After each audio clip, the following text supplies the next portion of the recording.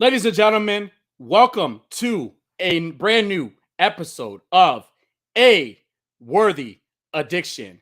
Ladies and Yeah. gentlemen, ladies and gentlemen, a show like no other, hosted by none other than me and my rowdy brother. So let me not waste any time introducing him. Ladies and gentlemen, he is a bona fide thug and a certified hustler, and you can't teach that. Ladies and gentlemen, my man, Unworthy, just a tip collector. Thank Woo!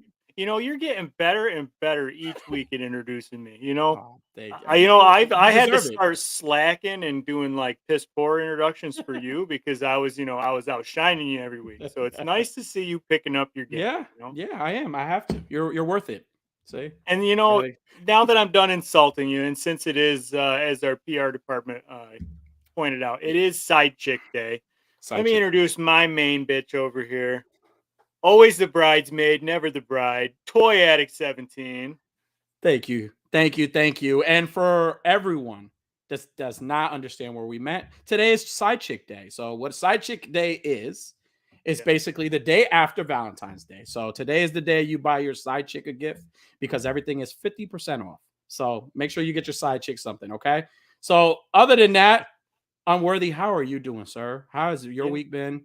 It's you Thursday. know, it is Thursday, and every Thursday when this show starts and that intro music plays, I forget about how shitty my week has been. So Mm-hmm. we're not going to dwell on the No, week. We're going to talk about tonight, man. yeah, absolutely. Because we have some phenomenal guests tonight. Phenomenal guests. And I'm not going to waste any time introducing them. So here I go. So, ladies and gentlemen, you guys, these two gentlemen have been in the toy community for quite some time. They are both toy collectors. They have both dabbled in some toy photography. They have done toy reviews. So they came together and decided to start a brand new show. So let me not waste any time introducing to you the host of the new Show and Tell podcast on YouTube. We have Mr. Marky Mark Super Cool and George, aka Agent Variant. Sup, fellas? Sup, What's sup? going on, Going on, fellas? guys? I'm doing my Little Mac. Remember Little Yeah, Mac? I'm Mike yeah, I Tyson. like it. I like it. Yeah, very nice.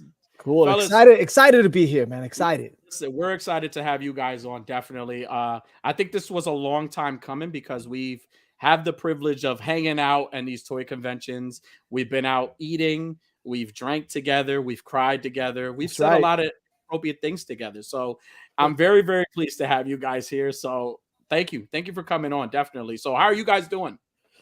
We're good, man. Just busy with Mhm. life, busy with Yeah. work, busy with the podcast. Yeah. It's crazy, man. It's just crazy.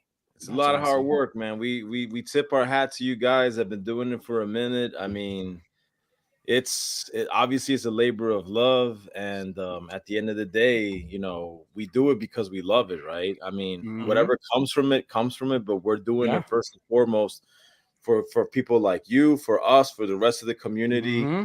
Our whole goal is to make our podcast feel like a chat that has come to life. Right. No, Right. I hear you. I hear you. And definitely you're right. It's definitely a lot of work and a lot of commitment. And that's one of the things that I had said about you guys during I call it not the pre-show, but the Prima Donna show. Anytime I go live on Instagram, it's called the Prima Donna show. So I definitely said that you two guys are definitely passionate guys. When you guys put your heart into something, you guys are definitely always passionate about it. So definitely appreciate you guys for what you guys do. And we're gonna definitely dabble more into this podcast and then you guys. So, but the chat's here. And for anybody Yeah. that doesn't know, the chat is the third host of this show. And we Nice. always That's love to great. show the chat some love. So there have been people here, so let's Absolutely. show them some love. So Yeah, again, we have our I already see a few people here. we Clintastic is have our here. What's up? And my yeah, man Matt. Woo! we have our PR department. It's a happy side chick day, 50% off all Valentine's garbage, and baby mama's day is next week with 75% off. Thank you. Thank you for reminding us. I appreciate that. We got everybody's favorite stalkers, Calvin Sex Monster. Nice. What's up, Welcome. Calvin? How you Wow, what a doing, man? name. Nice. I hope you What's up, had a Calvin? really good Valentine's Day, He Calvin. did. I know Danny didn't answer your damn phone calls either. So I'm Mhm. Yeah, sorry, I'm Calvin. I was envious of busy. that name. It shouldn't have been super cool. Should have been super sex monster. Ah, Yeah, Chubsy Wubsy in the house. And Booth there, Mr. Malanga himself. Cal did yummy treat. We got our boy Matt, Collectibles Fun. What's going what's on, up, dude? Matt? We got our rowdy brother Clintastic 4. What's going on? What's There you going go. on? Fantastic. We got our homemade Tripping with Toys. Tripping with Welcome. Toys. Welcome. What's up? Everybody's favorite Theo, There you Mr. go. Chubsy Wubsy. Go Chubsy hit up his store in our link tree. Definitely. And we're Right. going to also talk about Chubsy Wubsy later on today because he has a big role in this podcast. Nice. What else we got? We got our homie Raven's Eye Collectibles. What's going on, dude? What's up, You guys Ravens? Go check out the Ravens Roost because he's been shooting some fire reels featuring a lot of toy photographers. And now he has this collaboration for February, which is phenomenal. It's Funko February, where you're taking photos of Funkos. He's showing love to the Funko photographers, which is awesome. And a lot of people have been doing a lot of awesome Good. stuff. That's So good. You can't welcome. forget. Never And it's forget. funny because Mark was a Funko guy too. I was. That's Were what you? started me. Yeah. I've always collected other things. Like I'm into like Japanese stuff. Mhm. And I mean, in case you couldn't tell, right? Our mascot's a bullfrog samurai. There you go. But I had no idea what that was. He sent me that logo, and I was like, "What the? What is this?" that says the Are you guy not sure? wearing any of our merch. I was like, "What is that? Are you sure you're sending that to me?" But it's all Yeah. good. It's all good. It's great. Was definitely relatable. He's a Mets fan. He should be already used to. Damn, shots fired. No, but we did the same thing. We try to come up with logos for the show, but like we're not as talented as Clintastic 4. He's the one who created this beautiful logo. That's our for us. design guy. Nice. That's our design awesome. guy. So that guy has style. So when he showed it, he was like, "You Is it bitches are this way? crazy. There We're you not go. doing this." Yeah, we're both designers, so Yeah. Okay. All yeah. right. But he's more in the corporate, like legal world, and I'm more in the I do my own thing. So Yeah, That's you're what's more up. of a like freelancer consultant type thing. I'm stuck with the corporate rules. I'm a graphic Yeah. designer, but I'm stuck there. It's like it's tough. Yeah. I mean, I work in a creative agency, and we get to do we have new clients every month, or every week. So it could be from a taco truck to a spa. We just landed a client that does Medicare in Idaho, so it all it's new bosses every time. But meanwhile, George, he has he just does legal stuff, Right. so that's why RPR department says no Mets jokes. Thief life is hard enough. Life is hard, bro. It's hard. Well, you guys, listen. I have a discussion question. I always like to start the show off with a discussion question. And before I say anything, for anybody that's watching, whether you're watching live or you're watching on the replay, we thank you for joining us. We thank you for the support and love you guys. We thank you for showing these guys some support and some love because they're fucking awesome. So we're definitely going to showcase that tonight. So make sure you hit that like and subscribe and hit that notification bell. Or as always, don't. Because we'll be here next week. Doesn't matter if you do or don't. We will be for here. us. It matters. It matters. Go to youtube.com @SuperQool with the Q. So much love to everybody that's watching. So just to kind of kick things off, I always like to start with a discussion question. And definitely after this, we're going to definitely get to know you guys and reintroduce you guys to people who may not know who you are because people should know who you guys are. You guys are awesome. So discussion question for today. It's a very simple one. I mean, we're close to the end of 2020 of February. We're moving into March. Already 2 months in the 2024 year. Wow. And some movies. That's how months usually work, Danny. It's like January 1st. Yeah. And then March. But it's going. Let me tell you, it's saw me, going right? by fast. It's super fast. It's going by fast already. I mean, we're already the middle of February. It's like wow. It's ridiculous. It's ridiculous. So a lot of movies. I'm a big movie buff. I know you guys have, and a lot of movies have dropped. So our discussion question for tonight is: what is the best movie you've seen so far in 2024? Now, it could be a movie that dropped in 2023 and you just watched it now. It's a movie you've watched, and again, there have been so many. So just kind of start off. I watched the Iron Claw, the Von Erich story. I saw that. When I tell you that is a phenomenal movie. It is phenomenal. I really enjoyed every minute. Is that of the one movie. with Zac Efron, the wrestling? Zac Efron, he bulked up. Right. And they told the story of the Von Erich family and The Texas definitely tornado. Texas tornado, and like just to like see, I know, understand that a lot in these movies, like a lot of things are not always accurate. They have to kind of like play things out just Right, to of kind of make course. the movie flow.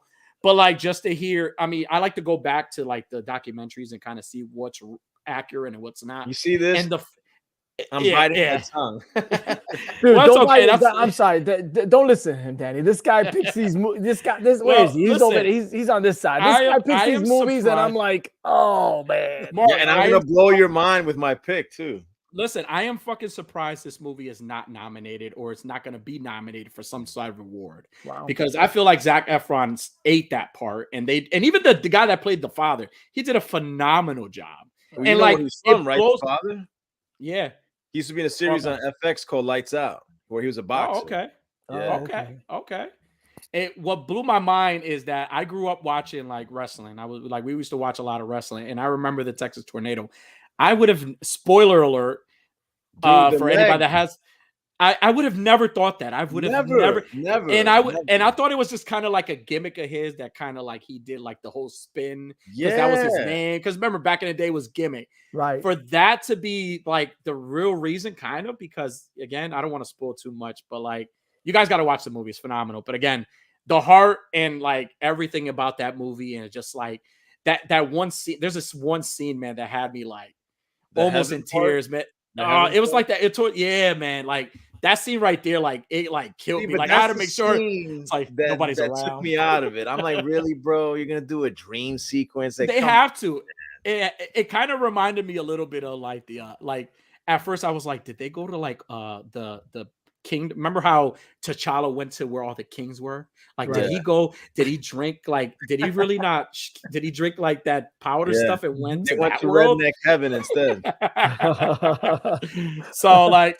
Again, very, very awesome. I gotta say, you're like the only person I've heard say anything good about this movie. I went into that movie.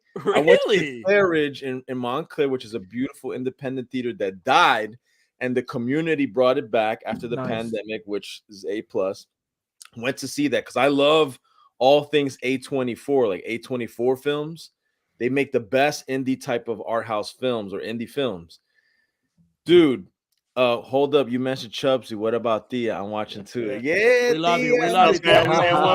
We love them all. We love them all. We mean say Chubsy. We freestyle queen. So, dude, I went in there with the best of intentions. I said, "Oh wow, Zac Efron." I mean, the opening scene, Zac Efron was like, "Yo, Zac Efron was ripped, bro." He was like, he's trying to turn off his alarm clock, and he's like, "Hold on, I gotta flex to turn off the alarm." Yeah, like what the hell? Oh, this alarm over here. I was waiting for him to do this shit. Like, to do like yo, I'm not Fruity Pebbles like that, but yo, this dude is looking like he's looking good, right? Yeah. Like, what? I love it with the He-Man haircut. You got me, bro.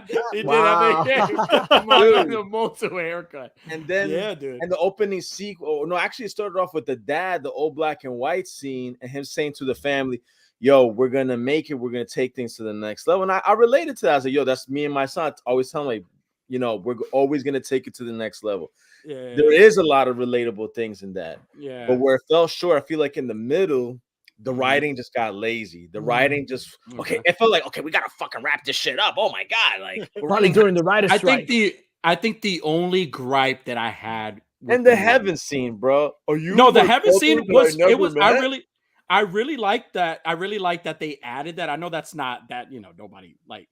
I know they did. That was just like an added scene, but I prefer that scene over the guy that played Ric Flair. That was the worst Ric Flair impersonation ever. Like British guy. Like, I would sell my left nut to have Unworthy do the Ric Flair impersonation. I was gonna say I'm a pretty good. I don't look like Ric Flair, but I can do a hell of a Ric Flair impersonation. His Ric Flair impersonation. Now we gotta see it. Now we gotta see it. Exactly. I mean, hey, a little something. Let's hear a little something. Listen, if you keep on interrupting me on my own show, I'm gonna take your mama to Space Mountain. Woo! Gator shoe wearing.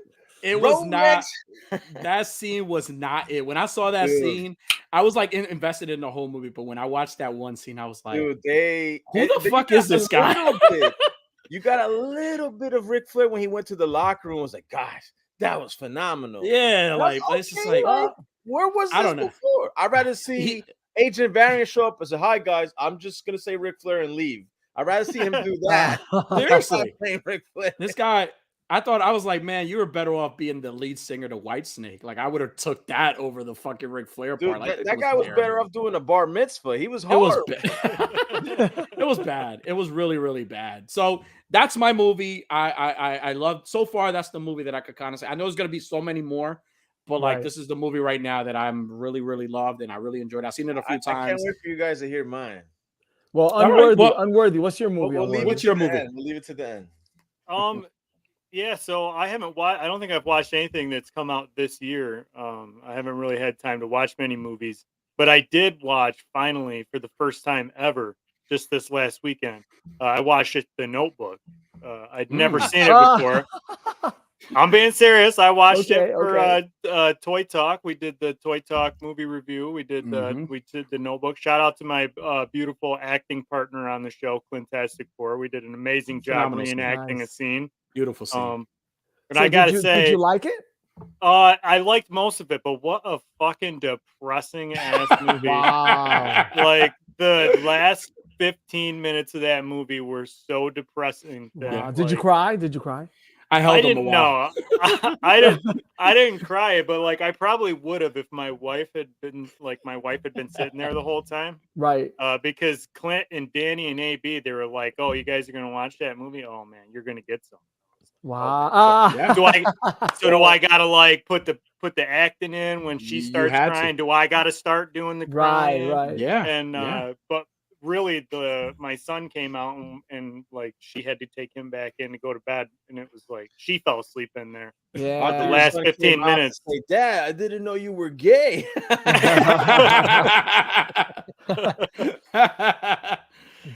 thought it was I thought the story was all right.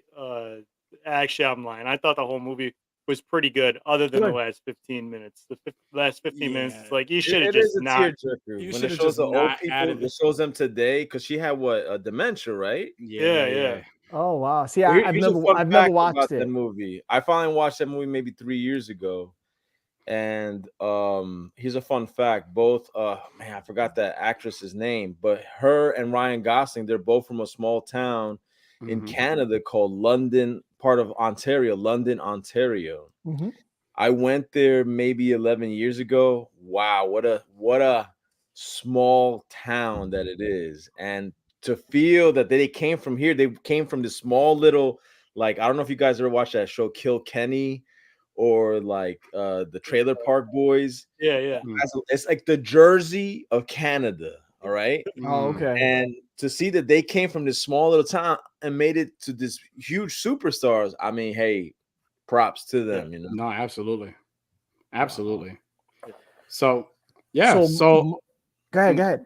Go ahead, Agent Variant. George, I want to hear your pick. So my pick is Tristan and Osolde.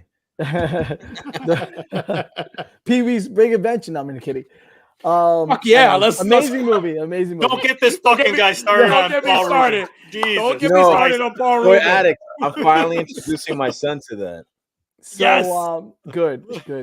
So the movie that I recently watched that I thought was phenomenal was Martin Scorsese, Killers of the Flower Moon. I started watching that. That movie is absolutely incredible. Martin Scorsese. I mean, really, I mean, not because it was a Martin Scorsese. I mean, it is a Martin Scorsese film, but that movie was like, wow. I've taken my time to watch that because I feel like that's one of those movies where I'm going to find out a bit of American history that's going to leave me like, yes. It's going to have me like swinging at the air, like.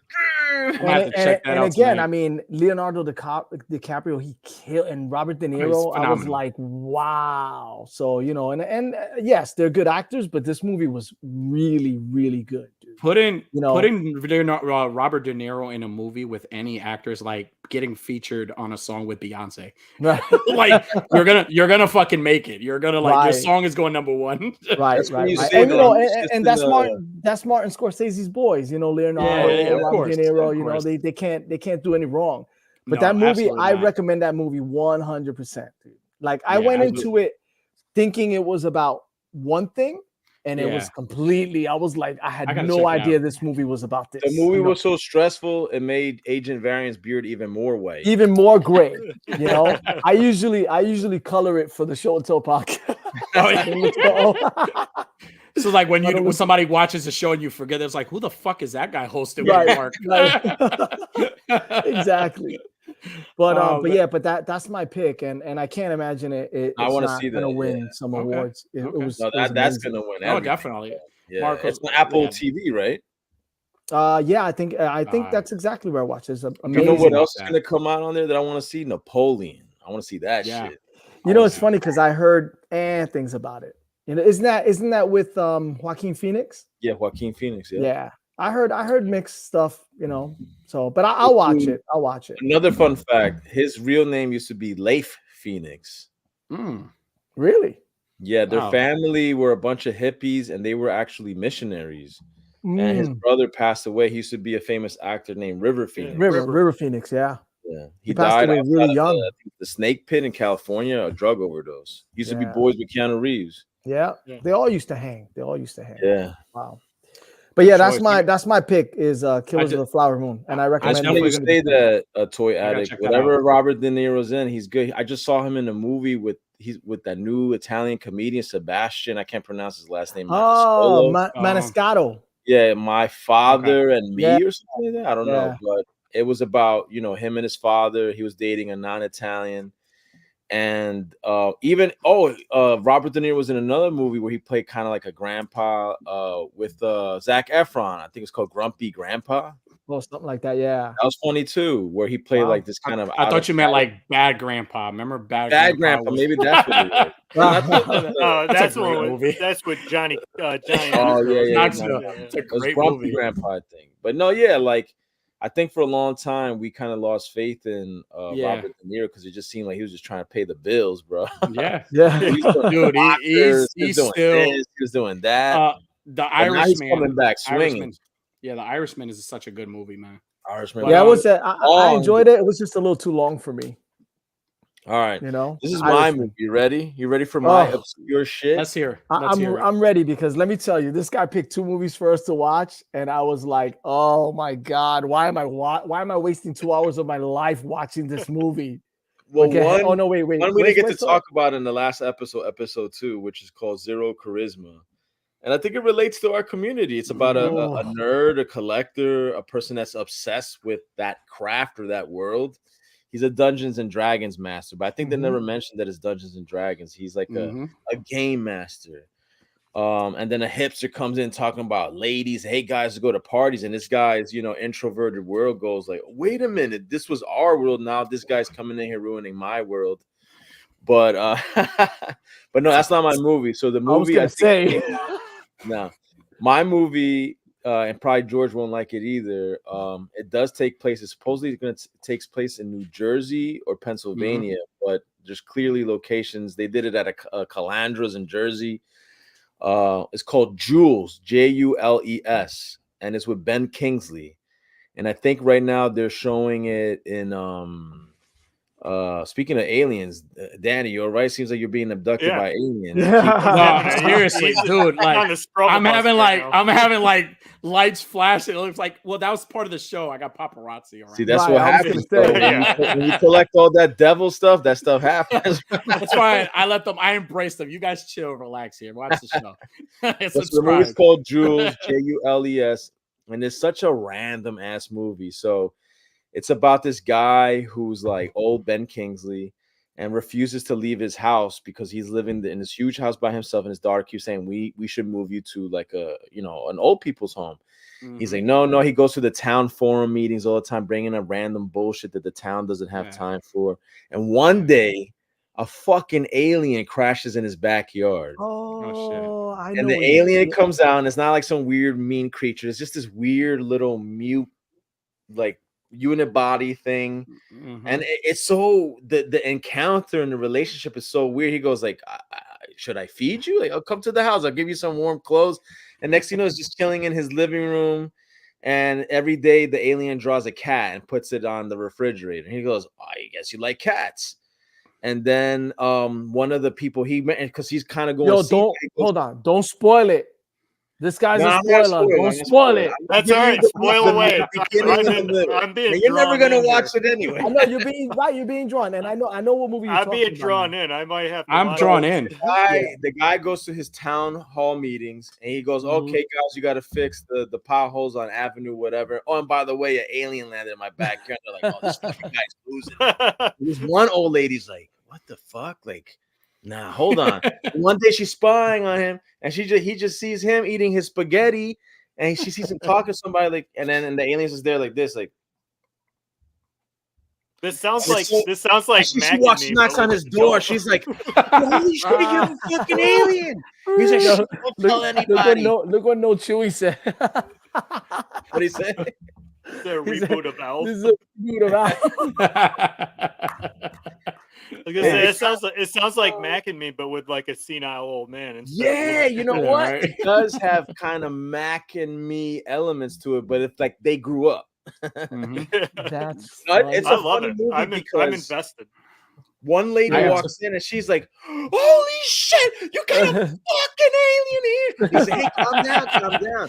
And that lady's acting in that one moment was like, "Holy shit!" That felt so real to me. Like if someone saw an alien and you were being just chill with it, they would have freaked out. Like, what the fuck is that?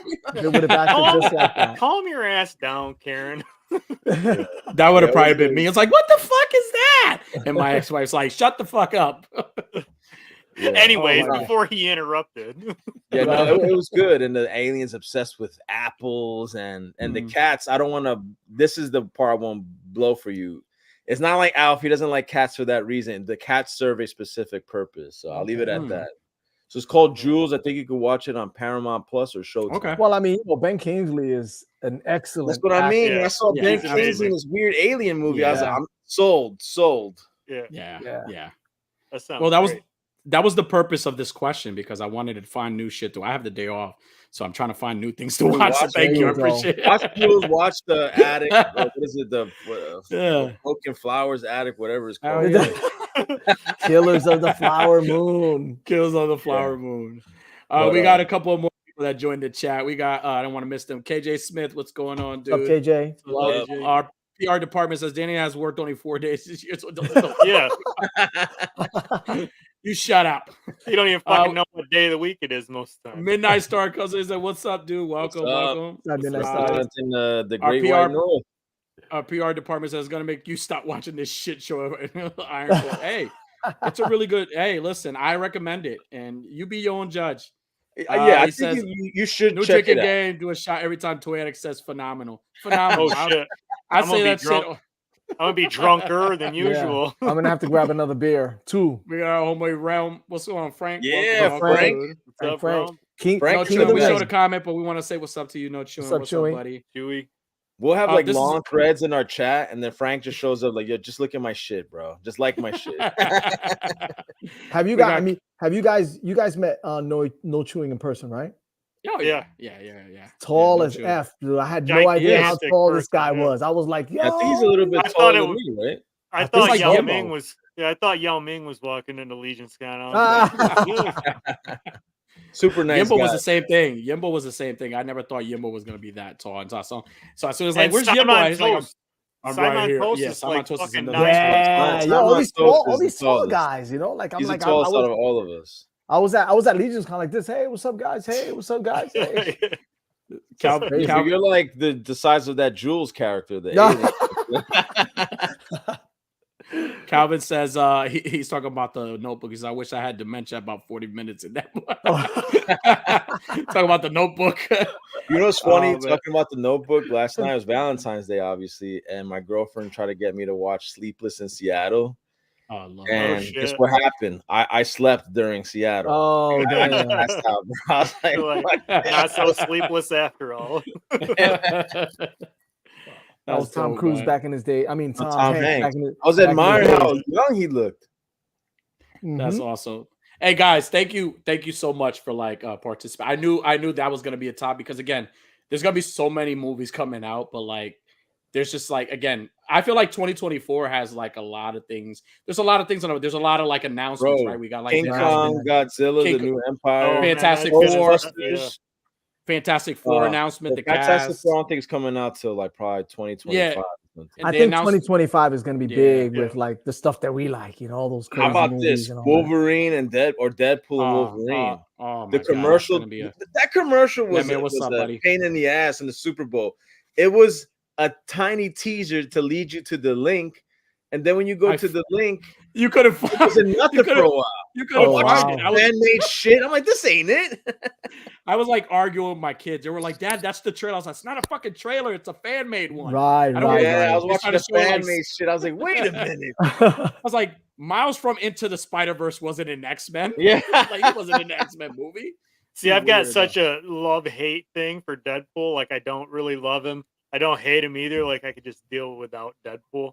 I feel like watching the trailer that came out in Super Bowl and the one that you see online, I feel like that's it. I could not see the whole movie, and I feel like I got the whole story. Oh, that's right. I'm with you on Worthy. I'm with you. You got a good PR department, man. Yo, Twisters. Oh, that's what we talk about at work. Jesus, Twisters.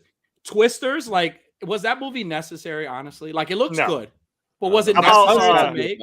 So, and it's funny because I was like, why are they gonna remake that movie? And I think my wife was like, it's not a remake, it's like a sequel or a continuation. It looks like it looks like a remake. Why? Yeah, it's so total remake.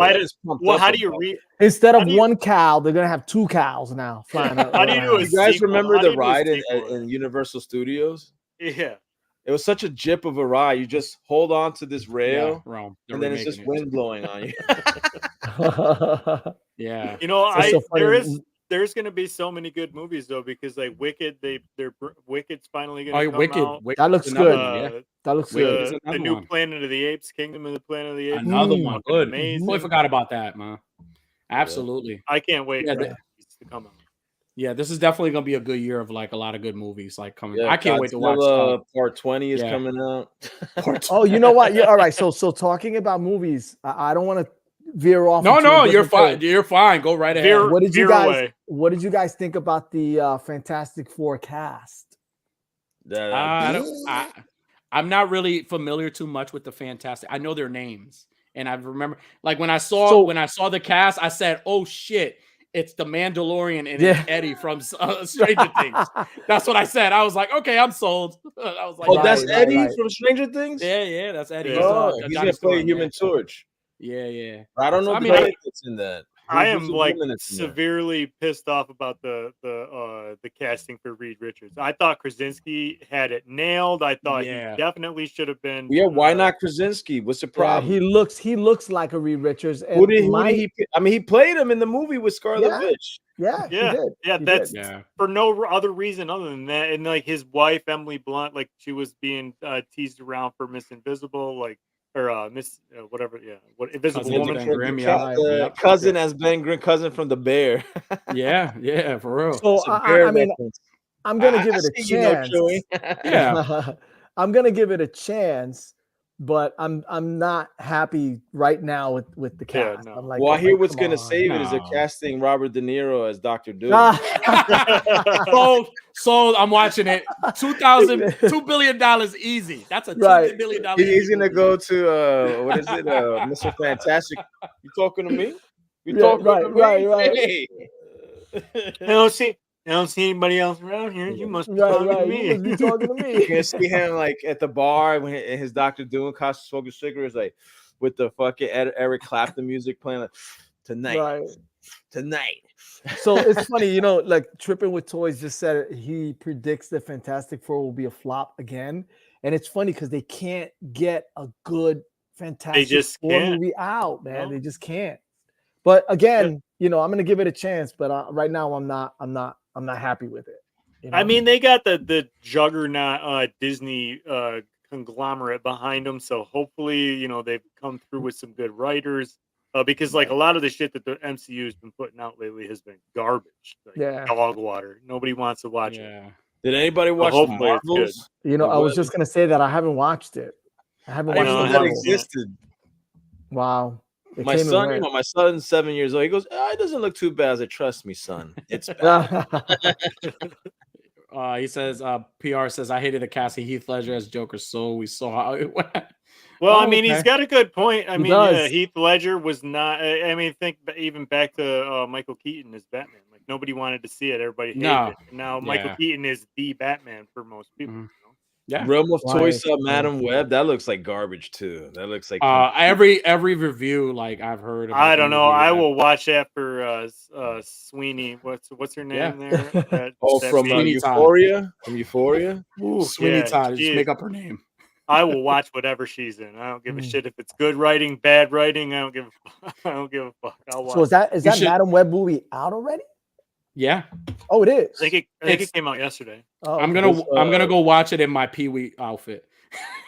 The thing is, like that's one of those situations where it's like a legend gave birth to a daughter who decided to act. Don Johnson's daughter. Best part of Marvel's. I think this is the worst movie in history. Wow, that's a bold. I mean, that's bold. Look, there are a lot of Johnson. Look, I love her father, Don Johnson. He's from Miami Vice.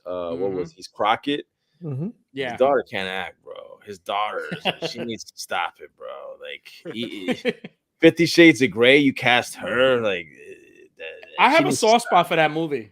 That movie was great. I have a soft spot too. It did nothing for me. It left me soft. On the contrary, it did not. Shout out to my twins, identical twins.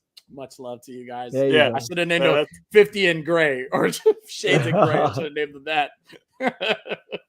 Oh man, but yeah, definitely a lot of awesome movies coming out. But let's dive into real quick. Go ahead. We're talking about awesome movies. It's not going to be real quick, guys. No, it is real quick. That's all right. We're talking about awesome movies. Let's talk about an awesome show real quick on FX, Shogun.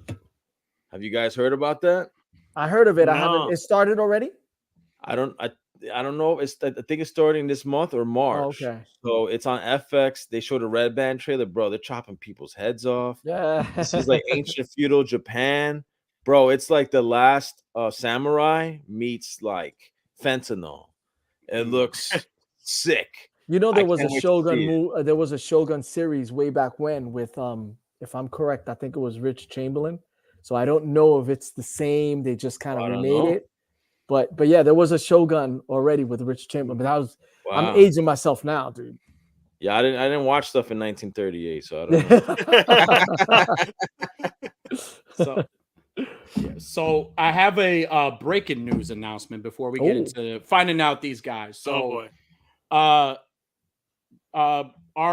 great and awesome Theo, Mr. Chubsy Wubsy, is willing to do a giveaway tonight. Ooh. And he says everybody's included, and he's gonna let Mr. SuperQool pick out any Pox's figure tonight on this show. Wow, he tells me this after I snag this. That's exactly what he did. You got it. So for anybody that's watching, you might want to stick around because we are going to definitely do a giveaway tonight. Big ups to Chubsy, the man. Give it away. Hey, that's the man. You know, everything is all love with Chubsy. We love absolutely Chubsy and Mrs. Wubsy. So definitely, I appreciate that. Very grateful for that. So definitely tune in, stick around because you might win a Pox's figure tonight. There you go. Look, I just came from there. He changed everything. This fucking guy, he complains about his legs. Yo, bro, my leg's killing me, my foot. I'm like, oh, damn, sorry, bro. And then I go to his shop and everything's changed. Rearranged. Everything's rearranged. A whole new wall of Mythic Legion. Just like, motherfucker, I thought you couldn't move. Yeah. Dude, I went. The new wall he set up for Mythics. Oh, it looks beautiful. It looks beautiful. God. That's probably one of the best things that honestly, like when he was like setting up, I think one of the things that I took away from it the most was that I got to bring my kids and I wanted my kids to do something, not expecting anything in return. I was like, listen, we're going to go do something and I want you to do it out of love and out of respect and do it because it's the right thing. You know, it's a good thing to do. And like for them to kind of like visit the store a couple of times and say, hey, I remember putting these up here and like feeling good about themselves and not asking for any of their interest. I'm telling you, it's a beautiful thing. And again, the setup is beautiful. Yeah, we said it in the last podcast that once you go to Chubsy Wubsy's, you'll be back. You'll be back because not only because the store is amazing, And hopefully he can correct us, because I don't know how long he's been with Little Falls. I know he was selling on He's eBay. been at Little Falls for a long time. He was selling. He was using the facility to just sell online, and then he finally became a brick and mortar. And then it happened, I think, right at the time when he became officially a brick and mortar. Then he got hit with the pandemic, which sucked. But he still made it, bro, because the stuff he ships worldwide, like truly worldwide. Obviously he ships in the US, but he said one time he shipped something to South Africa.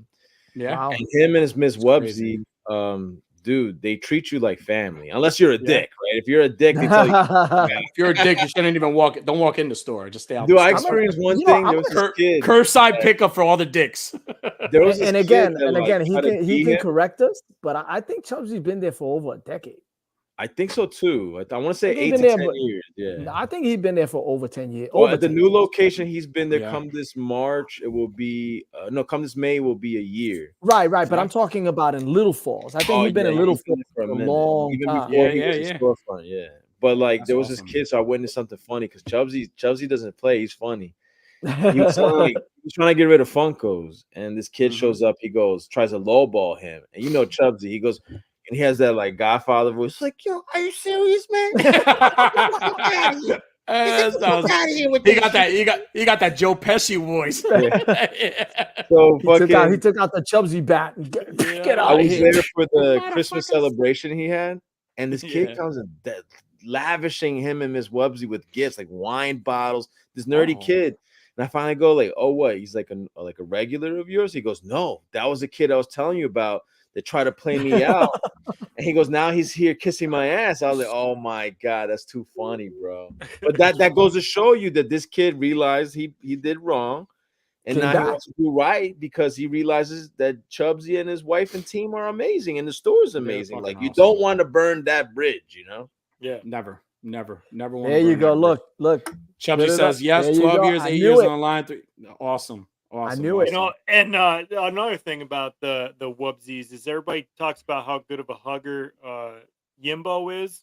Aunt Wubsy, she gives the best hugs. There you go. Oh yeah. Oh no, yeah. She gives the best hugs, and the best part of her is that if you cross her, she carries a straight razor. She'll cut you. She'll cut you back. I didn't even cross her then. Cut you. Yeah, she's definitely we've hung out, and Chubbsy goes like, bro, I don't do anything. I just say, yo, Ms. Wubsy, handle it. Fuck him up. Best moment. One of the best moments that I remember was we all went out after we kind of hung out after like the Toy Con. Oh and yeah, like, oh my god. I think the missus and the mister had all the young couples mad as hell. Like all the girlfriends were looking at their boyfriends like, you asshole, because they were like cutting up the floor, dancing, having a good old time. And I'm like, that's how the old school do it. That's how you do it. Don't care who's around, just have a good time with each other.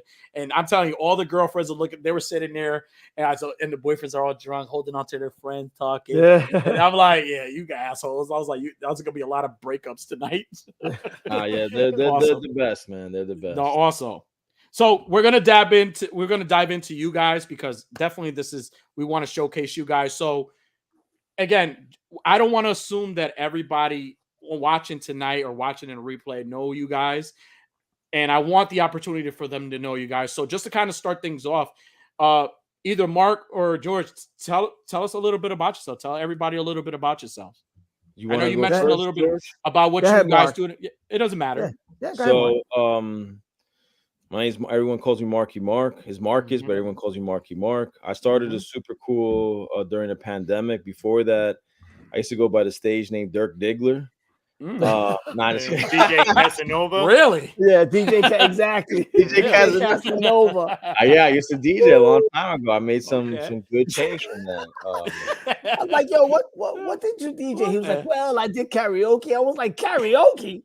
No, to be honest, karaoke came for the corporate DJ.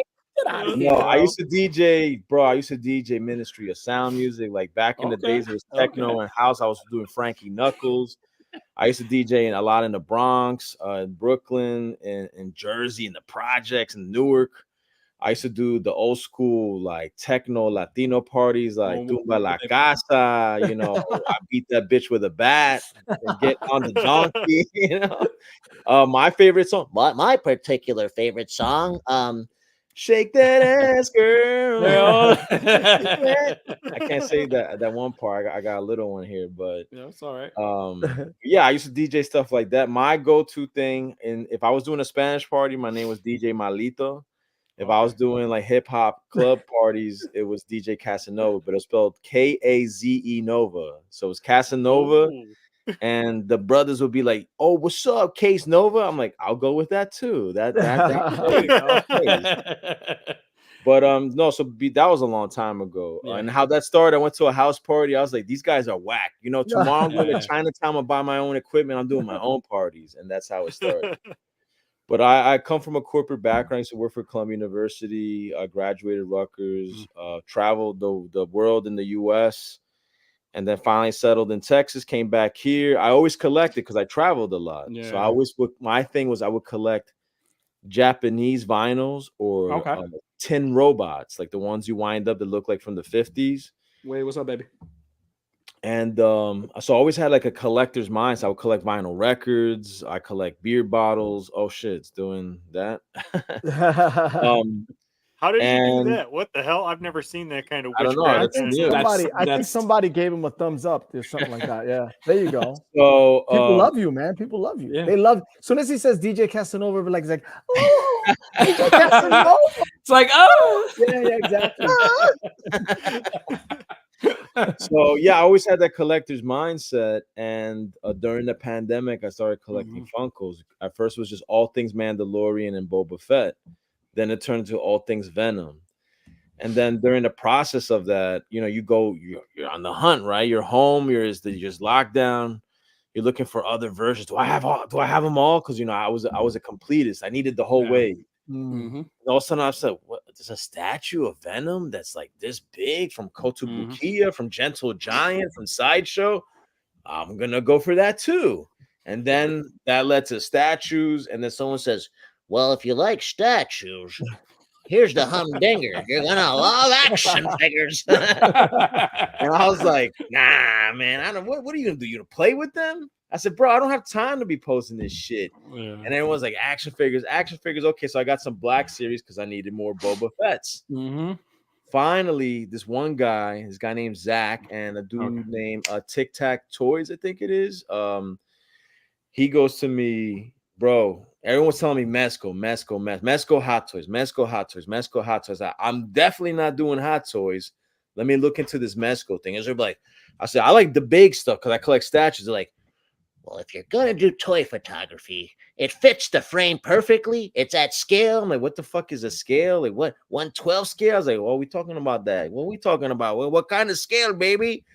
And like, no, they talk, well, if it's 1/12, it takes 12 figures to get to the real thing. Like, oh.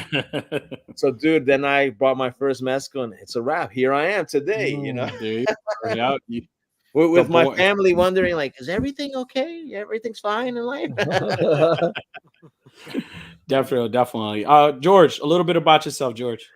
So again, like Mark said, I'm a graphic designer for a law firm. Just been working as a graphic designer there for a long time, 30 plus years. But you know, strict with it's just the rules are too strict, you know. Yeah. But I've always been a collector, more so of statues. As you guys know, I sent you a couple of things. Always collected like statues and stuff like that, and mostly all Marvel superhero stuff, Batman, you know, stuff like that. And I came across maybe like in 2018, 2019, I came across a couple of photos online of like toy photography, which I had no idea what it was about. And I was like, wow, look at this. And as soon as I like just started to dive into it, I was like, man, this is what I want to do. Yeah. And that basically took me into the figures, you know, into the 6-inch figures, you know. And you know, but I've always been I collected all things, all type of things. You know, I was a knife collector, and I we found that out about each other during our last recording that we were into. It was a knife collector. We're both knife collectors. Okay. Yeah. Oh man, you guys are probably gonna love what I got for show and tell. Well. I collect pocket knives, not the big sword stuff. Even though I have maybe one or two. That's a little typical, George. Come on now, pocket knives. Come on. I like that.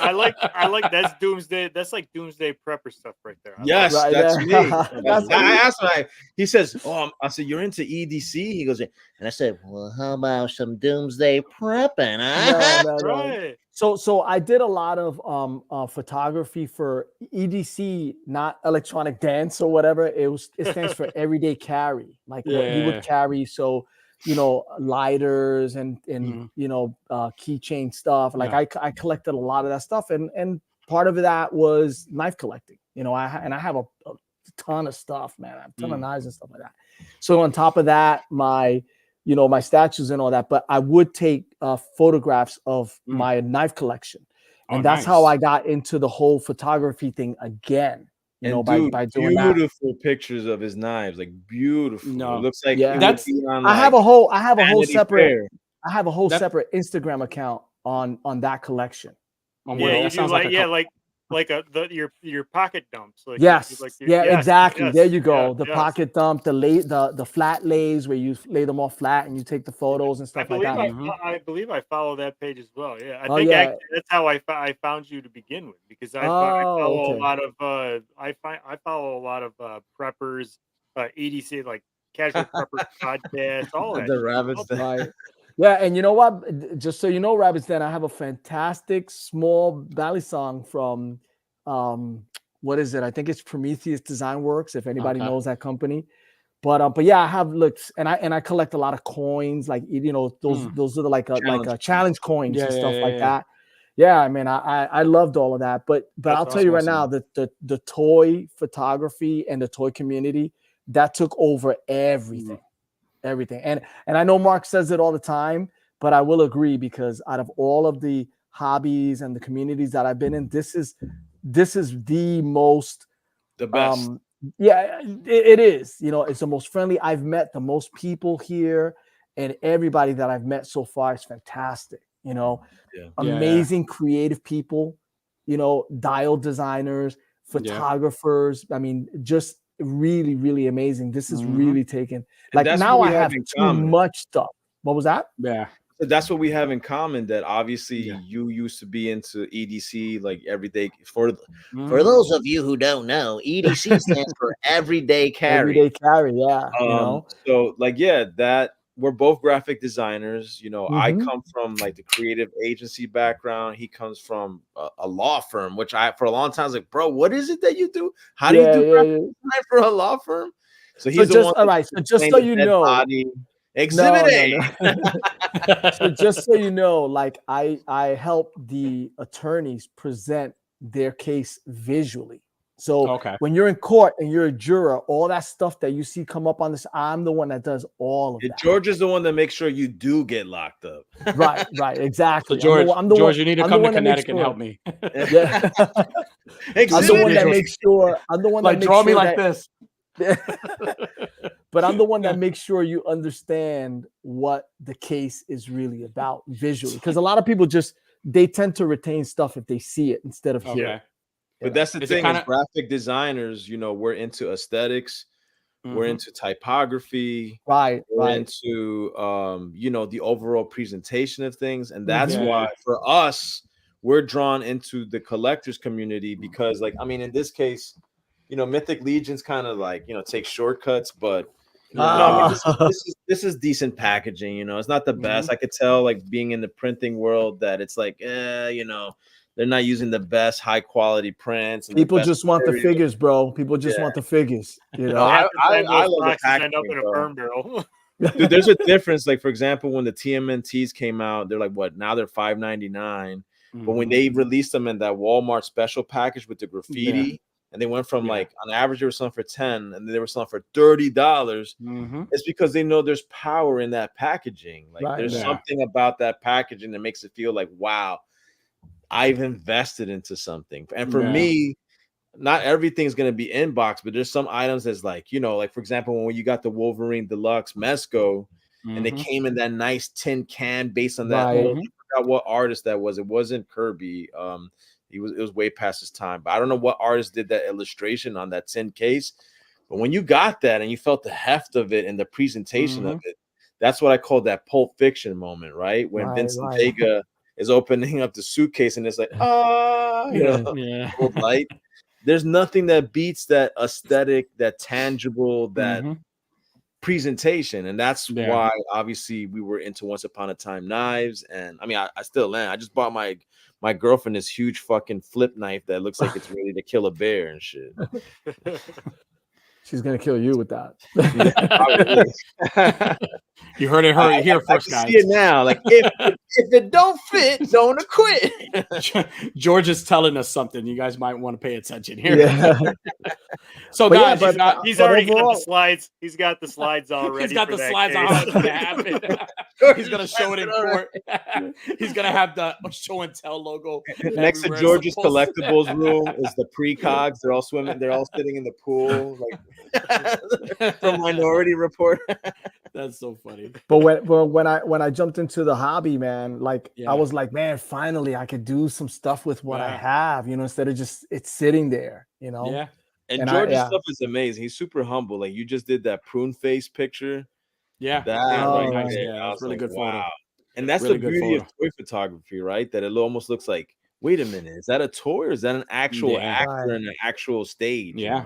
And it's not. But you gotta admit, man, there's some really great guys in this community. Like really doing killer work, man. Amazing people. Absolutely.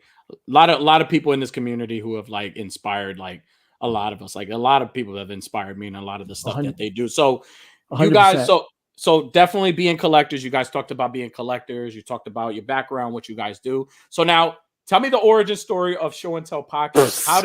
How did this happen? Because let me tell you, I know you guys. I met you guys together. I definitely met you guys at ToyCon together, and you guys have always been a pair. Always been, together all the time, right? Me and Mark, let us know how we hit it off. Listen.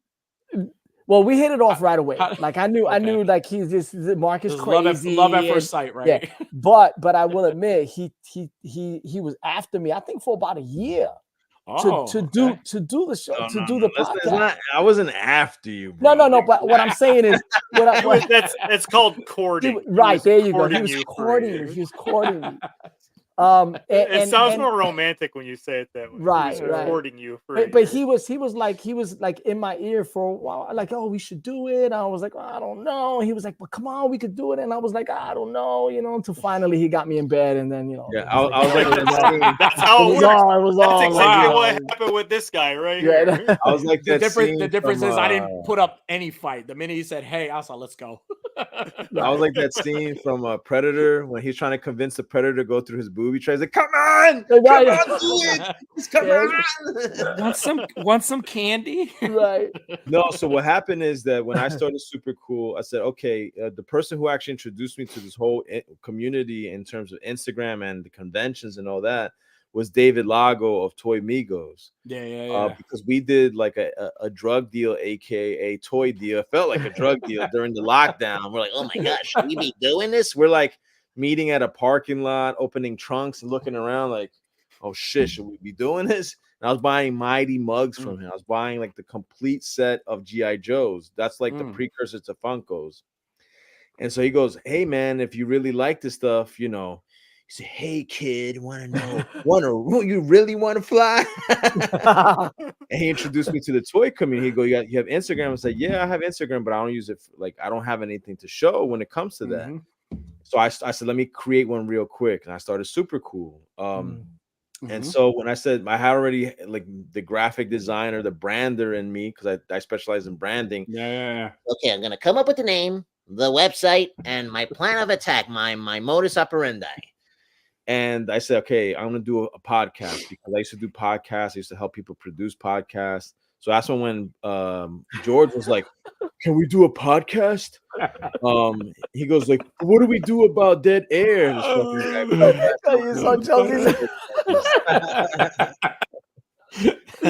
Fucking guy. So I said, I started a podcast with a buddy of mine. His name is Liquid Enigma. He's in our chat. He's also a collector, but on the low, he collects Final Fantasy stuff. Okay. And we started a podcast. We did 2 episodes, all audio, and it was fun. But you know, the pandemic was still happening, and it got the best of us. So it never left me. I said, I still want to do a podcast. And you know, and suckers come a dime a dozen. So you know, I started seeing what everyone was doing, and I said, this time I want to do it live. And I was looking for like the perfect studio for a long time. We found a cool place in New York City because George is out of New York. He works in Manhattan. You know, I work in Manhattan part time when I'm not splitting my time between New York and Jersey. Yeah. And then it just, you know, it was one of those too good to be true deals. Like, oh wow, this is super cheap and it's right by Rockefeller Center. But by the time we priced it out, it was like, oh, this is how they get you, right? Yeah. And so we talked about it, kept talking about it. Finally, I said, no, that's it. I did some research. I found some new studios. I said, dude, it's time. And George, that's basically what he said. He was like, dude, it's time. We're going to do it. Let's go. And I was like, oh, all right. Yes, Daddy. Exactly. Yes, Poppy. Let's do it. I said, it's time. There you go. And yeah, I had a perfect studio. There was between 2. One was super expensive. And it looked like we would have been on Sirius XM. And the other one was like, okay, it's still good. You know, it's still very, very, very good. Right. Even our producer says, oh yeah, that place is fantastic.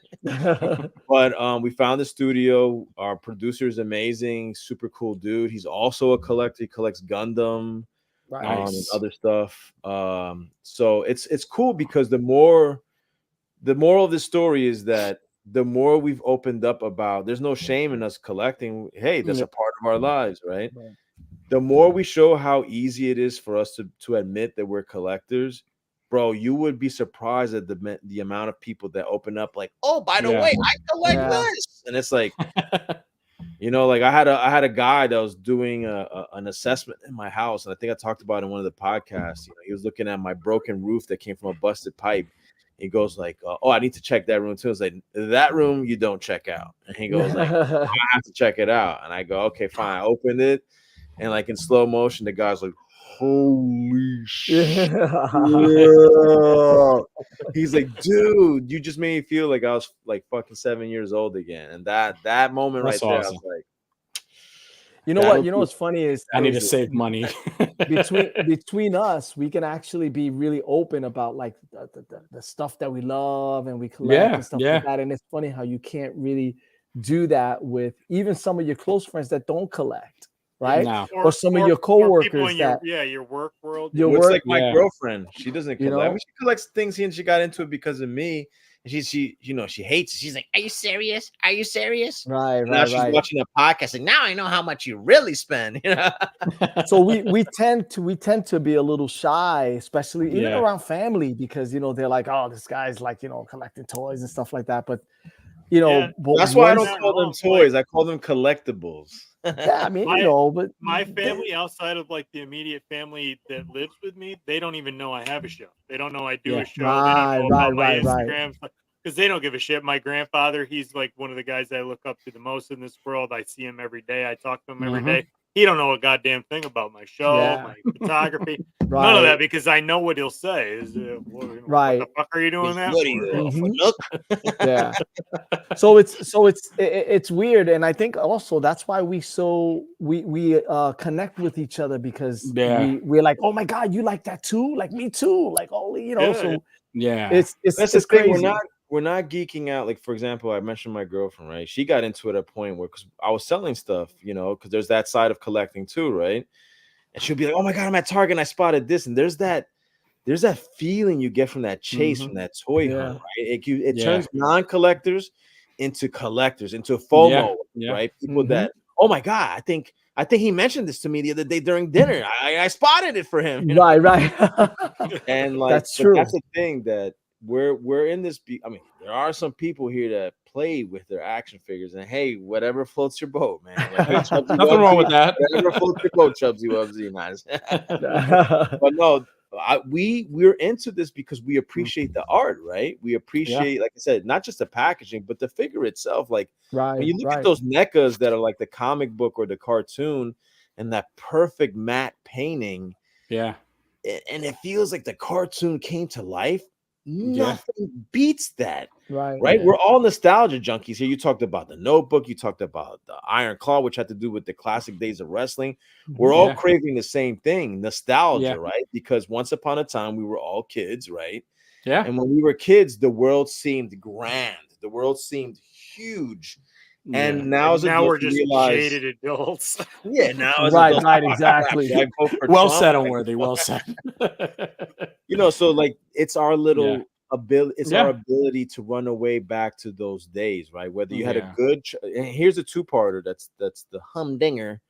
You're either trying to get back your childhood because you had a great childhood, or if you didn't have. One of my buddies told me this, and it really hit me hard. He goes, "When I was a kid, I didn't get all the cool fucking G.I. Joes with the Kung Fu bricks. I didn't get that. Now that I'm an adult and I make my own fucking money, I'm gonna get back the childhood that I lost." And that is a beautiful testimony to having control of what makes you happy, you know? Yeah. No, absolutely. Yeah, that's my origin story of collecting. Is like I had seen all this shit when I was a kid. I wanted it, didn't have it. We used to go to the garage, rummage sales, garage sales, and get toys. Like I didn't have these fucking highly articulated Batman figures when I was a kid. So now, ever since I was an adult and I have make my own money, I get to decide how I spend my money. That's what absolutely. And dude, at the end of the day, it's super innocent, man. Like, I mean, there are some weird motherfuckers on here. Like, there are, bro. And look, I give them my love all the same. I never tell them to their face. George. I never tell them like, bro, you need Jesus. What's up, bro?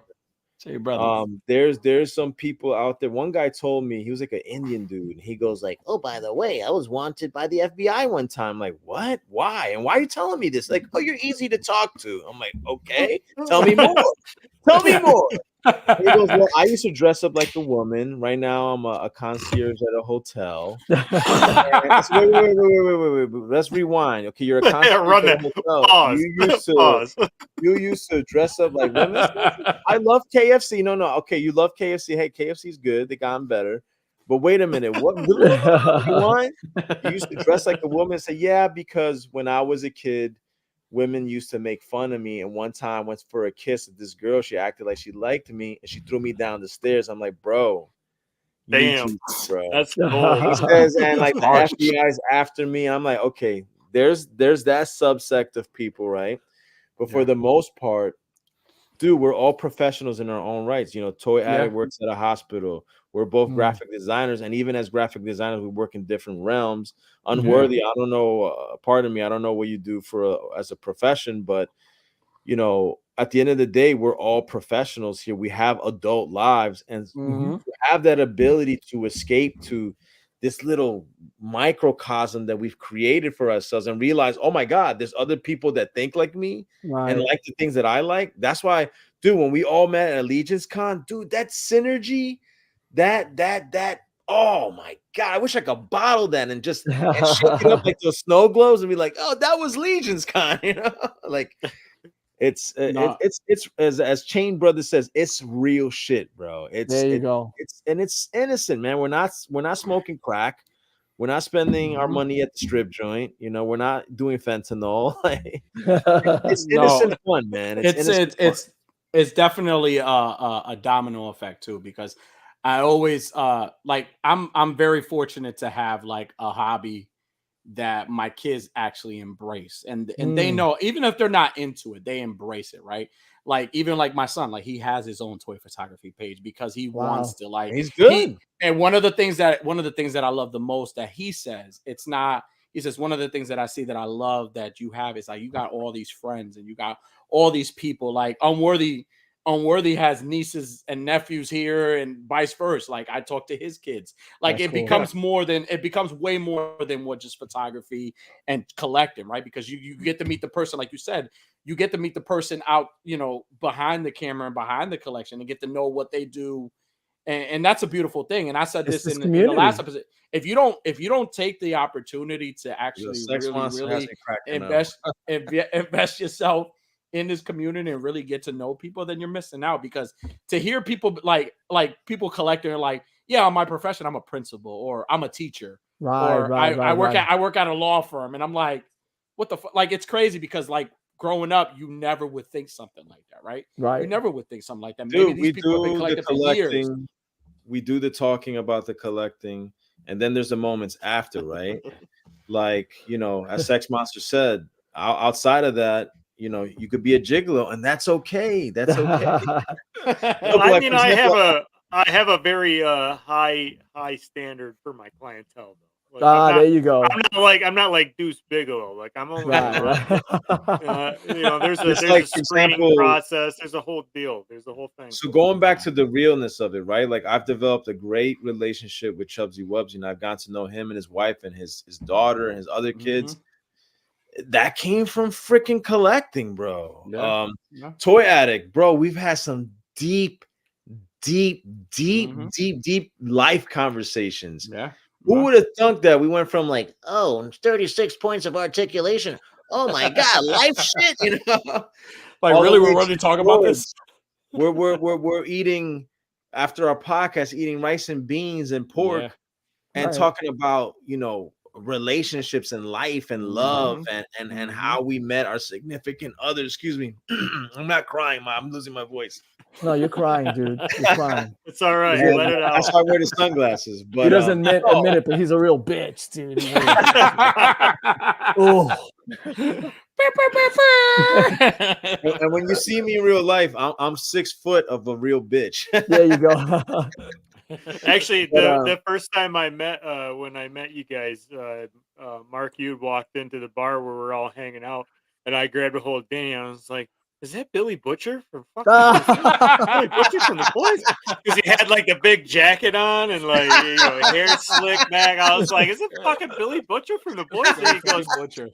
He's like, "Yeah, let's go buy him a Guinness." So I was like, "Fuck yeah, let's go buy him a Guinness." And then to make matters worse, he had the fucking stickers like nipples. Oh yeah, leave it. So Agent Barry nipples. He opened his jacket and there's the nipple stickers. Yeah, you were totally wrong. It was DJ Casanova, bro. DJ Casanova. Well, I didn't know then. I was ignorant then. Now I know. Next time I see him, I'm gonna be like, "Oh shit." Fucking DJ but like, right? I think everyone can agree here.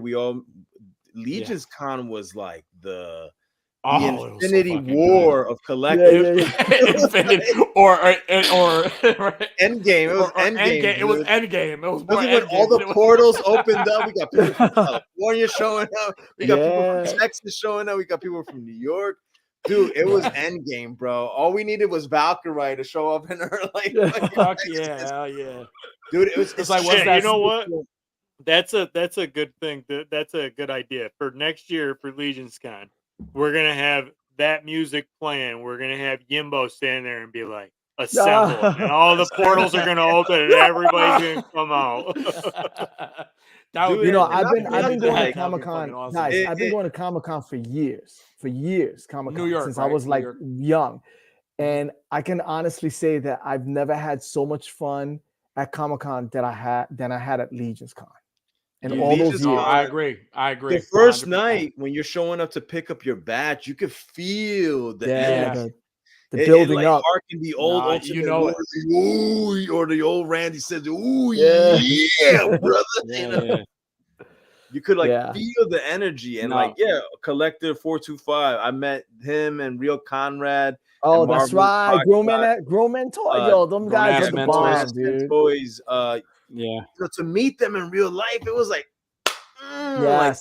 I agree. Believe it or not, that was the first time. Predator, like Dylan, you know, they're like, dude. I joined the Marvel. What is it? Fox Marvelous Shot. He does the auctions for his. I joined just for the chat, dude. It's amazing. People are hysterical on the chat, man. Now, of course, I wind up buying stuff, but it's growing as men. Yo, they are super cool. All of them are cool. Shout out to their podcast. And even they showed up to Legion's Con. I was like, wow, dude, that was their awesome. podcast, like. They're doing stuff on their podcast. They're bringing up topics that are so real. Like I think real, and I'm sorry, I always butcher everyone's screen name. But they're doing the real. I call him Real Comrade. He did a topic like, "What do I do the day that I'm no longer a collector? Like, how do I fill that void?" That is such a deep question, because I think we all have said that, like, I'm done. I'm done. I say it all the time. I'm done. So let's so Unworthy, what do you do after you're not a collector anymore? I mean, I've always collected something. I've always had some sort of collection that I'm doing. So if I just had to stop collecting everything altogether, I mean, I don't know. I've always been big into gardening. I probably would be doing a lot more gardening, like my gardening is fun, man. Like I have a big garden that I do every year for vegetables and shit. Like I probably just would be a lot better farmer and hunter if I wasn't collecting. D Blake. So check this out. It's funny that you would say that, because in the EDC community, the knife community, I met this guy he went by EDC Gardener. And I actually met him in person eventually after a while. He works at the Botanical Gardens in New York. Oh, wow. Right. Yeah, he does all that gardening stuff. And on top of that, when I jumped into the toy collecting world, he was a toy collector. Yeah. Wow. Yes, I was like, what? I mean, we have this and this in common. I was like, and he did was we just become best friends? Yeah, we just and he was the one, I remember it clearly, because he was the one that sold me the Bane Storm collectibles figure. Ooh, and he sold it to me way after it had already been sold down. After whatever, he sold it to me at price. He said, look, you know what? Just give me what I paid for it. Yeah. So yeah, it's crazy. That's the kind of friend you need. Yeah. See, I'm the total opposite. On the nail. Collectible Fun said, when I'm not a collector anymore, I won't care because I'll be dead. Damn, that's commitment. Wade says, I'll stop collecting, more money. He goes, but I'll be a lot meaner. Yeah, exactly. Honestly, I'll have more space, but I'll be a lot meaner. I'm the opposite. I'm the total opposite. I have to continue to do this hobby, because if I don't, I'm gonna keep making babies. So I need to stay here. Yeah, so Jesus, keep me in this realm. Babies. Keep me in this realm. In this realm, like I don't give a fuck if I'm collecting Barbies. Like, just keep me here. Don't let me go, because I feel like I'll just lose myself. So we gotta get you into collecting Hot Wheels. I am for anybody who doesn't know, and I am a proud father of 7 beautiful children. Dude, you and my brother. One boy, same. Talk about it. Shout out to the toy daddies. I'm a toy daddy. 1 boy and 6 girls. Definitely. Boy Addict is like, I'm not a Puerto Rican stereotype. and it's not. Listen, and I say that proudly, but there's nothing special in that, because that just means that my pullout game fucking sucks. It really sucks. Like I got a better chance of like dodging a fucking car before I pull out. That's funny. But my brother, I have 7 nieces and nephews. My brother's the same way. My brother got 7 kids. God damn it, Calvin. Collecting kids. Yeah, those are my grills. I've got 3 kids. Collecting kids. I can't imagine. There's times that my 3 kids are stressing me out and wearing me out, and I look at Danny, and Danny's just like having a great fucking day. It's like, how the hell do you look like you're all pulled together? Believe it or not, it's not. It's crazy, because it's not peaches and cream, because you do go through your cycles of stress and stuff. But one of the things that I kind of had to learn, because I have a history of working, like I used to be, I'm like a behavioral tech. Like I've always worked in the school system. The hospital is new. This is a new journey for me. So I was a behavior tech. I was a RBT, a registered behavior tech. I used to work with students with behavior issues. So they teach you how to kind of like manage behaviors and manage like certain like anxieties and all that stuff. So I applied that at home. Like I applied that at home sometimes, but like, and I'm not going to bullshit you. It doesn't work all the time, because you're a fucking parent and they drive you fucking nuts, and you go, and that's normal. But there are times where you see the benefits of what you pour into them, right? Like my son telling me, like my son right now, he's like filling out his FAFSA stuff. He's about to go to fucking college, and it's a beautiful thing to hear. Like, you know what I'm saying? Like, you did something right somewhere, right? Where it wasn't like they has more kids than the toy daddy. Yeah. I absolutely do. But like, I love that. Again, just going back, I love that my kids embrace the stuff that I do, right? Because it's so harmless. And I always say I could be that guy to being out there womanizing, being this guy, but I'm not. I'd rather be the guy being home. And like, I love that they see, and I love that they ask. Like my daughter will say, "Hey, what photo? Let me see the photo you took." Oh, that's really cool. It's really nice. I like that. It's really nice. Oh, maybe you should do this, and then give me ideas. Maybe you should do this. that, or even like my son's things like, hey, Dad, we should do a collaboration together. We should do a father and son thing together. That's awesome. So I'm like, that's a beautiful thing. So definitely awesome. Now, one of my questions for you guys. We're absolutely. Yeah. For me, my son, mm-hmm. I used to travel a lot, and just for the hell of it, or for work, or for business, I used to party a lot. But I had my son. He's 7 years old. Ever since my son came into my life, it changed everything. And I also blame him for getting me into collecting, because I was buying him toys. And when I went to that one other aisle, I said, let me see what they're doing over there. And then that was it. But no, I love being a dad, man. And like, my Best girlfriend job. has a daughter, and we have that father and son relationship. Like, I love her like my own. Because I have that fatherly instinct, I love being that. My parents, they're around our kids, like my nephew or the kids, and they're like, we're too old for this shit, and they walk out of the room. I love that, and even my girlfriend talked about that. She goes, at least I'll say this, that when you're an old man, you won't get bothered by seeing kids playing and acting a fool. Like, you actually love that stuff. I said, I do. I'm a kid myself still. I never really grew up. I'm something of a child myself.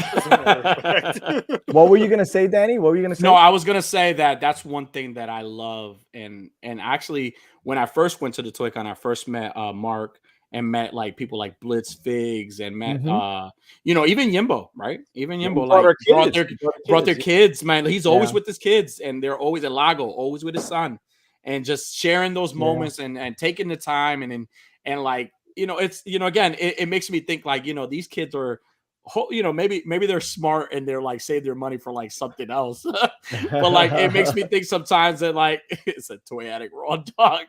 Absolutely, that's the new name. Raw Dog King. Yeah, but it's nice to see it. It makes me think sometimes like, it'd be nice to see like my kids kind of take up this hobby, right? And say, hey, my dad, or even like have conversations. Like, I always think of stuff like that, like my kids having conversation with their kids, like, hey, your grandfather used to collect toys, and he took photos of toys, but he used to have a show, and he had friends, and he like had a great time. He was always like doing crazy things, but that was him. You know what I'm saying? Because usually, like, when you hear stories with kids, like, you always think of their parents, and the parents like strict, like back in the day, right? The old school days, right? Dads were things. We've evolved as fathers and stuff, so it's beautiful that we get to do this. Like, again, I don't give a shit what anybody that's not a friend of mine or anybody thinks of my collecting or whatever I do. If my kids embrace it, like, that overshadows anything anybody has to say. Like, I don't care. 100%. So, well, no, the beautiful part too is that when we do these conventions or shows and we bring our kids, when our kids end up hanging out, that's a beautiful sight. Like my kid hangs out with Lago's kid, and so it's fun. No, shout out. Now, one of the questions I had for you guys. So, Lau, you have your show, you have your new podcast, and I'm telling you, it's a great podcast. I love the direction. I love thank you. We're trying. I love how unique it is, because it's very unique. Now, what is the mission? What is the mission? What are you trying to bring to the audience that's watching you? What are you trying to bring to them? I mean, I think the name says it all, right, George? Yeah, I mean, again, we're still evolving. We're still trying. We're still playing with stuff. Still trying to think, figure it out. But in George the end, still evolving. Yeah, I'm still evolving. Yes, 100%. I'm still evolving. The name says it all. It's show and tell. And it's funny. We found out something interesting when we're talking about show and tell. George goes like, that was beyond my times. We never did show and tell. What did you do in your times, George? If it wasn't show and tell. No. When they were like, oh, when you used to bring stuff to show and tell the school, I was like, I never did that shit in the school. You know what? It was all school I'm glad work, you say that. I don't think we ever had show and tell in my school. Really? I never had. I never had show and tell, right? Well, I had show and tell. I had show and tell in my school. Show and tell. So you both of you grew up in Jersey, right? I grew up in New York. Oh, okay. But New York, where in the like Manhattan? Oh, in Manhattan, right? Washington Heights. Harlem. Oh, okay. And you, Danny? I'm in Connecticut. I'm raised in Connecticut. Oh, really? I was born in Puerto Rico, but I'm raised in Connecticut. Got it. Okay. Well, you guys had show and tell. I was in the Bronx. I had show and tell. I had show and tell. None of that bullshit. I always had plush plush George toys. was Like, growing up in the Bronx when it was burning. He was worried about whether the building was going to fall we had apart. to sit down. Oh, listen. All right, hold on. Now that you say that, remember in the news in like December, Yes. November, where that building in the corner, that building that fell. You told me you had family from there. I lived on that street. I grew up on that street. That building that fell. That's the street I lived on Buildings So and there used to Terrace, be a dude. saying that the Bronx is burning, and it's because back in the days, the landlords TV shows would burn their buildings to collect the money from the And insurance. I am a product of that, dude. I am one of the people that lived through that. One of our landlords burned our building down. I was left. Me and my family were left with the clothes that we had on, dude. I lived in a Red Cross hotel for like 6 months until we got our stuff back together, and we had to start from scratch, dude. I was about 7 or 8 when that happened. I mean, the whole building just we lost everything. My mom was at work, everybody, and they had to come back. They got phone calls like, "Oh, the building's burning." We lost. Is this because General Custard came and burnt down your village? Exactly. I don't have a lot of baby photos unless I get them from family members, because we lost all of that stuff. That's tough. I lost everything. I lost all my GI Joes. I lost all my fires and floods. That's the ultimate. Yeah, man. I lived, like I said, I lived in a Red Cross hotel for like 6 months until we got our stuff together and moved out. Damn, man. Moved somewhere else. Yo, you got the best chat here. I love the chat. The chat is the chat is the third host of A Word Edition. We love the chat. Fun. The chat is the host here. Yo, Collectible Fun goes, we had sit down and shut up. Exactly. Wade Create goes, teachers be like, yes, that's a really nice Ninja Turtle, Tommy. Now let's move on. If we brought something to school, we were afraid to bring it to school because you know what? They were going to take it away and you never saw it again. Seriously. I think, did I talk about that in the last podcast where I brought my original Croc Master? And like they took it. Wade Create says, okay, that's enough, but it wasn't enough for me. I had to keep talking about it. So she took it and she put it on top of the fridge. And here I am, like maybe what was it, second grade? I was like 8 years old. I don't know how old you are in second grade. And the fact that I think back that I created a caper to steal it back from the teacher. Yeah. I had a kid watching the door. We played hooky from recess. And I went to get that G.I. Joe, and I found other G.I. Joes. I was like, I guess I got more than one now.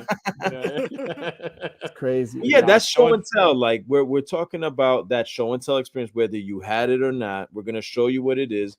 We're showing you our stuff. We're telling you about our stuff. And ultimately, it's kind of like I said in the beginning of this podcast. It's kind of like, look at this chat right here. This chat, our chats that we have on IG, we're bringing that to life. We're talking about the stories that are about you, the toy community, right? We're putting the production value in it because we want to show you, like, to give you that format, like, wow, these are two people that have stopped pre-ordering and invested their money in a studio. Yeah, basically. We really stopped pre-ordering. We really did. We stopped pre-ordering. George is like, I should have never done this. Yeah, I should have never jumped on this, dude. And we picked the studio because we want to give a show to you guys, to everyone, and show you, like, look, we want to create a show. We want to bring back that old school CBS, ABC mindset where you have to watch something every week. So we have it, I think, figured out around the 10th or 25th of each month. We're going to release to you 2 episodes per month. Right. And we didn't want the live stream because we wanted to give you that opportunity to, like, watch it when you want. We didn't want that feeling of FOMO-ness to take over. Like, we already had someone comment on our latest. Like, oh my God, I missed the live. No, dude, you're good. Right. Watch it when you want, and it gives us time to promote it, to market it. I mean, that's the design, that's the graphic designers in us. And you know, like we said before, dude, I gotta give you guys credit. And Jimmy for doing this I don't know how you guys do it. Yeah, I don't know how you guys do it. I don't even know how we did it. I don't even know how we do it either. We after the show, we look at each other like, the fuck are we doing? Yo, no, seriously. Let me tell you, big ups to you guys. I appreciate it. Thank you. I try to catch you guys. I try to catch Jimmy. I try to catch Between Two Sentinels, and it's hard. It's a lot. Yeah. So That's you why guys, we pick Thursdays, because Wednesdays are jam-packed with shows. Right. Wednesday's prime night. And you know what? Jam-packed with shows. Every day is taken. Yeah. Every day is taken. Yo, shout out but to by Chucky. doing it, I'm gonna literally flip my hat to you, bro. He just took me back. He took me back. Feli's and Lee Jeans with the crease, crease down the middle, and Megatron in my back pocket transformed, bro. I love you, Chelsea, bro. Yeah, this motherfucker, bro. He took me back, bro.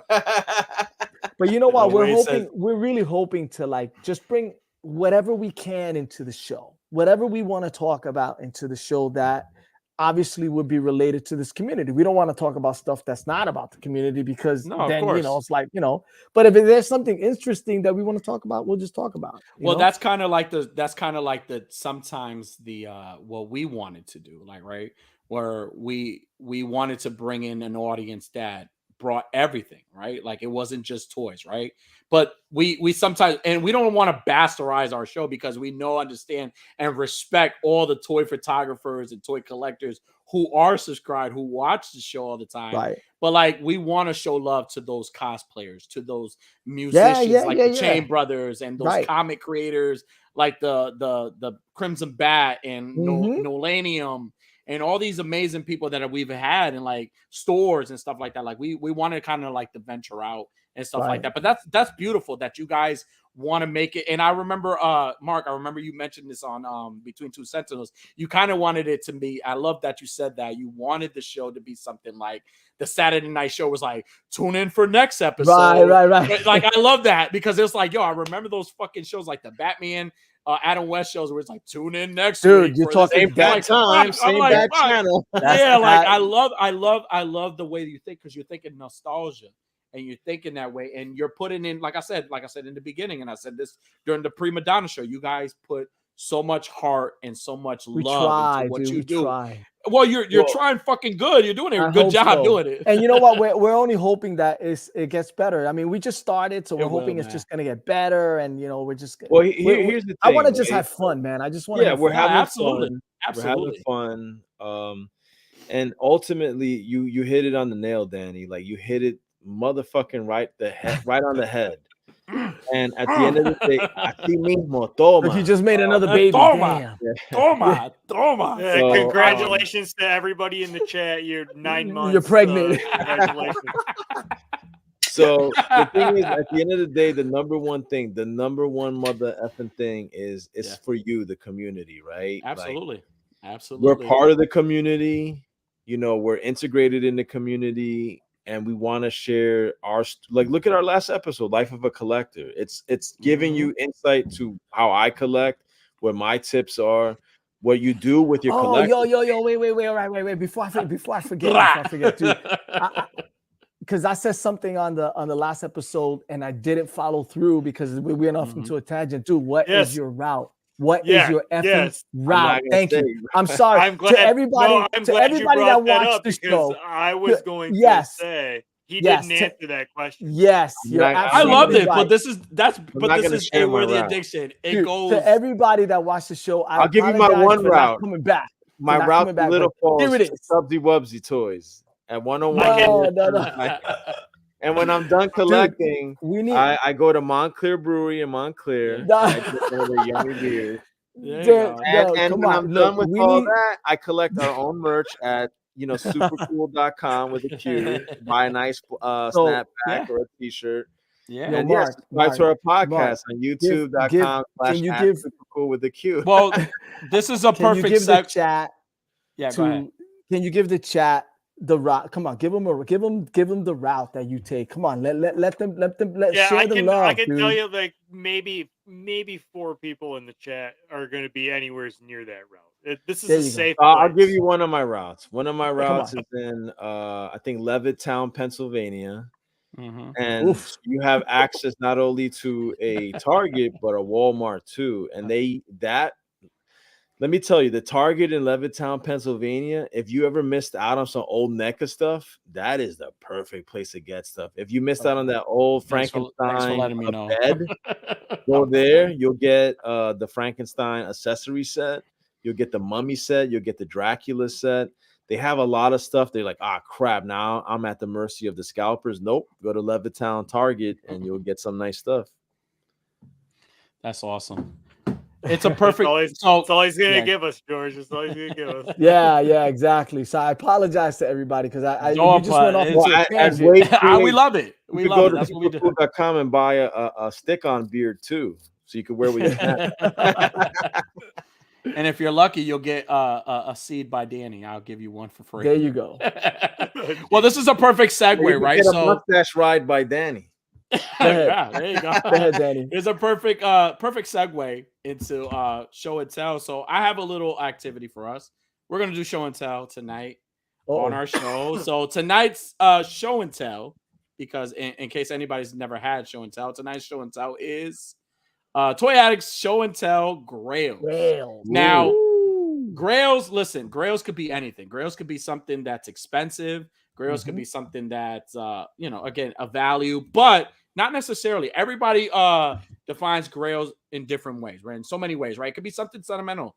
It could be something sentimental that means so much to you. So I was able to ask all these fellas today and to pick something which was either a Grail to them that was, of a high-end thing that it's hard to find, or something that's sentimental that they consider a Grail. So just kind of set things off and start it off. George, I'll let you go ahead. Go ahead, George. So, George. Yeah. Go ahead. No, go ahead. So, what were you gonna say?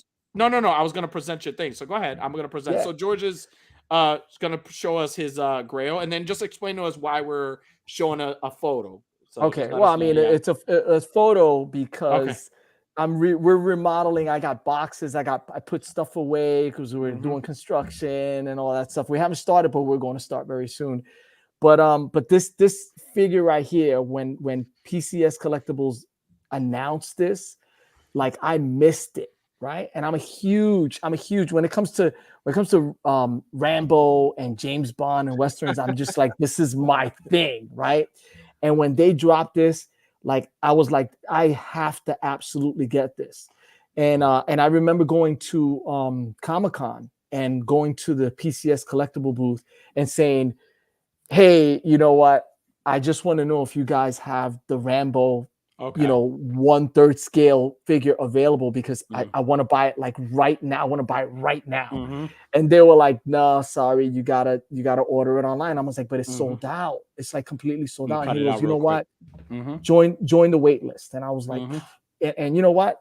Right away, I joined the wait list, and bam, it got converted. It took a while, but it got converted, and when I got that box, I fit inside that box. I mean, that's not really much because I'm not that big, but when I got that, and it's funny because when I said to myself, when I get that, that's it. I don't need anything else. And of course, that's a goddamn lie. Because, right.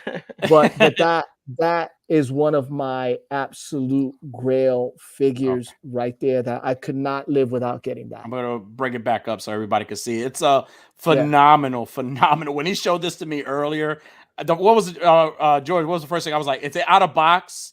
Can you take a photo? You asked me right away. It's like, I was like, I gotta see it. I gotta see it next to you. And he was like, but he was like, read the chat, read the text. I'm remodeling right now, but I have never seen this, and it's really beautiful. It's beautiful. How tall is it?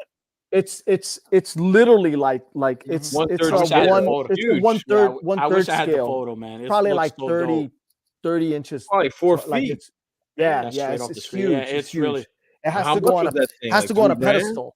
Huh? Well, $5,000, $3,000. No, it was when I bought it. It was $950. Now you can't even imagine just $950. Well, I mean, I can imagine. What it goes for now, but I've always been a collector of things. You don't gotta justify. You don't gotta justify what you paid for that, George. Don't. You ain't gotta justify. I don't care. I would have. Let me tell you. I would have paid. I'm happy for you. You deserve respect for that, George. I would have paid $2,000 for this if that's what it cost because I absolutely wanted this. I had to have this. When George just like when out on it the first time, he was mad. He goes, I bought all this butter and lotion for no reason. But that was a Grail figure that I absolutely needed to have. It's beautiful, dude. It's beautiful. When you showed it to me, dude, I was like, "Holy hell!" This dude. If you look at, I thought you were. If you look at the pictures online, the pictures don't even do it justice. They don't even. You get that thing. It's like wow. It's like big, all right, if anybody, for anybody that's watching this, definitely go check out the photos today. I didn't check it, but even just looking at just this one photo, I'm like, I wish I had. How much does it go for now? I have no idea because I don't care. I have it. I'm selling my. If anybody needs that, I'm selling my. You'll have to sell the rest of your Hot Toys to get that. Yeah. And just so you know, my other Grail figure is a Hot Toys. I have quite a few Hot Toys. I have probably about, I'm gonna say about 12 Hot Toys that I have. Okay. And it's not a lot, but my number one Hot Toy out of all of them, believe it or not, is the RoboCop Hot Toys. The RoboCop. Because the RoboCop Hot Toys, that looks like, and I always say this, it looks like he walked out of the screen and onto my shelf, dude. He's beautiful. The details all the way down to like the little engraving of the CCP thing. It's beautiful. 100% agree with you. I 100% agree with you. I love it. And I have the Iron Man like Mark 43 and all that, which is beautiful. But the RoboCop that's my Hot Toy right there. It is, dude. It's awesome. But thank you for sharing this amazing piece. For anybody who just tuned in, this is George Agent Variant's Grail here, and it's a beautiful Grail. So definitely, Danny, you definitely got to take a photo. Huh? Danny, do you have the Ghost Rider that I sent you? I don't, but I could look it up for you if you like. No, I mean, no. Put the. That's fine. I'm not ashamed of what my Grail. Whatever you want. Hey, whatever you want. You guys listen. The spotlight's on you guys. That Ghost Rider is also by PCS. That's the only reason I brought it up. Oh, yeah. PCS is it's actually on sale right now. So here's some. I don't know how long ago you got that, George. When it first, I don't know. Maybe did you get it when the first movie came out in the 80s? No. This was no. PCS ain't going for that anymore, bro. The Ghost Rider I want is 2 feet long and about 12 inches high, and that thing is going for $880, and it's not as nowhere. It's 1/6 scale. It's nowhere near a 1/3 scale. So if you said that was $985, bro, that was a fucking deal. It's a steal. Now the new stuff that PCS is doing, even at 1/6 scale, that's at $800, $900. Wow. What's scary is that they'll re-release it, and they'll re-release it with different details, and they'll sell it for way more. Oh yeah. That's what they usually do. They'll re-release all this shit. That RoboCop is a re-release. It's like all that extra detail. I don't know which version you have. Do you have the new version? Who, me? He has the original. No, I got the when it first dropped. I got it. So here's the came new out with one. RoboCop 3 Hot Toys, right? See, yeah, they got the new one, right? Where they like with accessories. Accessory, exactly. They're gonna add more to skyrocket because that's what they're doing now. They're like re-releasing a lot of like the old ones to kind of like make you pay more, right? So that's awesome. And I have the Adam West and Burt Ward Hot Toys. Oh, those are so good. I man. love it. I was this close. I was this close of owning the Batman, but like I was at New York Comic Con. I was gonna buy it for a good price because it was before Adam West passed away. So when I went to go buy it at this like statue, it was like this. It's right way in the corner, like where the not Artist Alley, but like where all the vendors are. Mm-hmm. When I went right back to go buy it, man, this guy's walking out with them. Like, fuck, they wanted like $250 for it. That's all they wanted for it. Wow, that's a great price. For it. $250, and I was like, that's literally retail price for that shit. I agree. I agree. Shipping and tax. Yeah, dude. Yeah. But I will tell you that most of my stuff, man, I jump on them during like Black Friday and stuff like that. Best time to do it. That's when I get most of my stuff. Time to do it. That's when I get most of my stuff. I'll buy like maybe like 3 at the same time, and that's when I got my second Hot Toys coming in April after I'm done with the layaway plan. You have the Moon Knight, and then we got Moon Knight from the series, which I have yet to open. But I got the 1989 Batman Deluxe that comes with the Dio. Nice. Oh, that's beautiful. Yeah, another one that I want. But I'm like, I wish I could get the car, but I'm like, bro, I have to put that in my garage. That thing is so huge. That's right next to it. You got to get up car payments for that one. Yeah, for real. It was. Yeah, I didn't want to talk about how much that thing is. All right, super cool. We're gonna move on to you. Well, we have one of your grails here because you had a couple. You could have make up one. I But know you say you really like. is making So, make fun of me so for this. I'm gonna showcase us. I gotta get this grill too. I gotta get I this don't grill. care, bro. Like I don't go with the status quo, bro. He says, "You guys made me count my hot toys. 50 total, 10 from Danny." Hey, I'm glad you enjoy them. I'm glad you love them. They look amazing. Did you see his new setup in his place? No, That looks beautiful. Oh man, it looks beautiful, man. Chelsea killed it. All right, That's so awesome. go. So here you go. So super cool. Tell us a little bit about your grail. So I wanted this for a really long time. Okay. So as a graphic designer, one of my specialties is when I'm designing a brand for a client, especially if it's an apparel company, or in some cases I have worked with like artists or like, toy companies. I love designing mascots. Super That's 7, if you don't know this, Brian Flynn, the owner of Super 7, he's a graphic designer as well. And I think the company that he runs is called I forgot the name of his company. It's like something like I forgot. It's like a weird scientific name, but so they released a couple of these supersized mummy boys. They're 16 inches. When you hear 16 inches, maybe that doesn't sound too big. These things are like huge. And they're made. Here, And I'm gonna check it out. So I want to see your whole expression when you say that. Yeah, it's huge. And so these mummy boys, he's such a huge fanatic of like the Japanese sofubi. Sofubi are the soft vinyls. They're basically the rotocast vinyls that are made in Japan. Like back in the days, you could get like the bootleg Godzillas or Kaijus made out of this. They're hollow on the inside. This one glows in the dark. The head and the arm do have articulation. Nice. It's huge. And I keep it in my son's room. He loves it. It glows in the dark. It serves as a night light.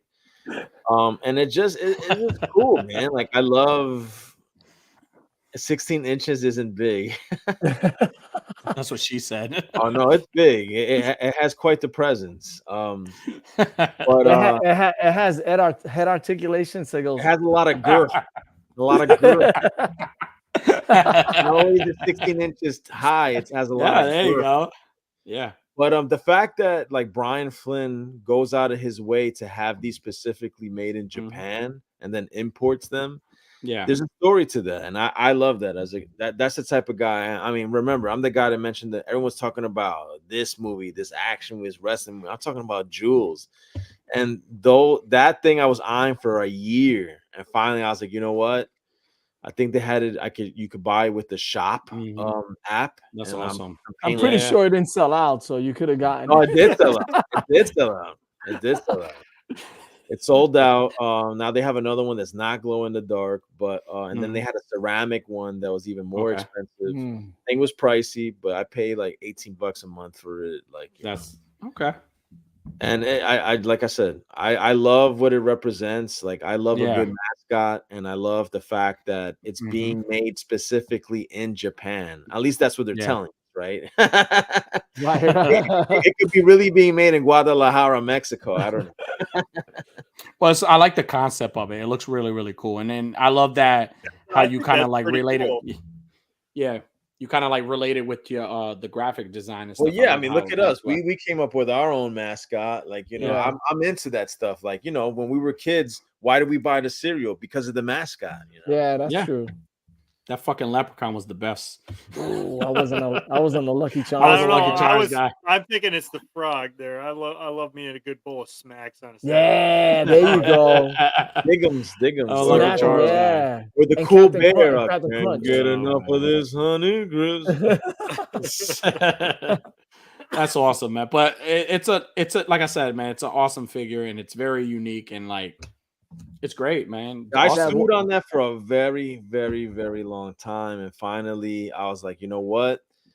I'm doing good in life. I'm going to pull the trigger on it, but I'm not going to be stupid. I'm going to be frugal, and I'm going to only pay for it, the very little that I can.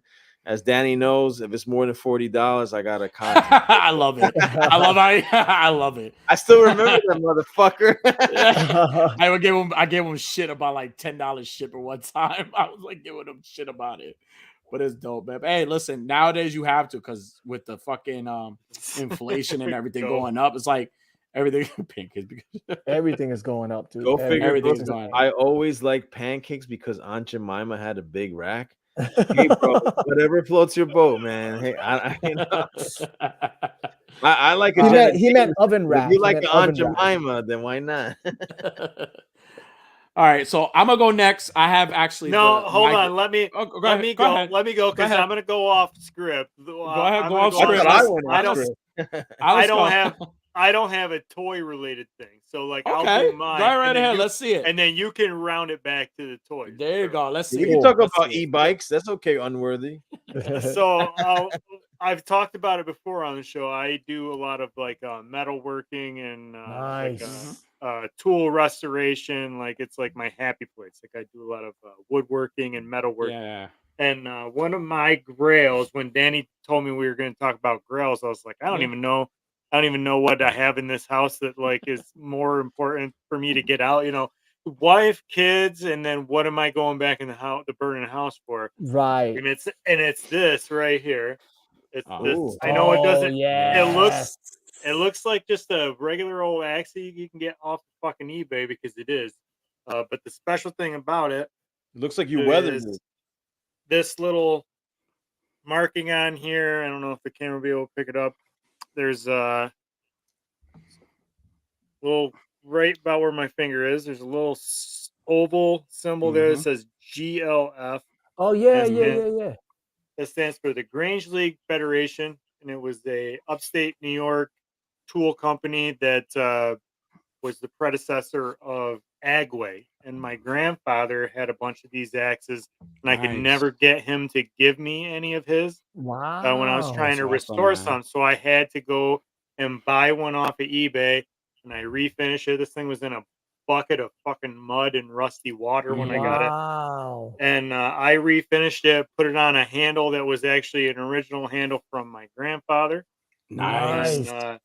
And it led me down this rabbit hole of collecting all the rest of anything else Grange League Federation axes that I could find. Nice. That's dope, man. And like That's awesome, I'm pretty sure now I have the largest Grange League collection. Wow, that's amazing, bro. Probably history because nobody else is collecting them because it's like a little podunk fucking thing. Nah, but it's your thing, Listen, man. That's awesome, man. As a knife collector, I can appreciate that tremendously. Yeah, that's dope, man.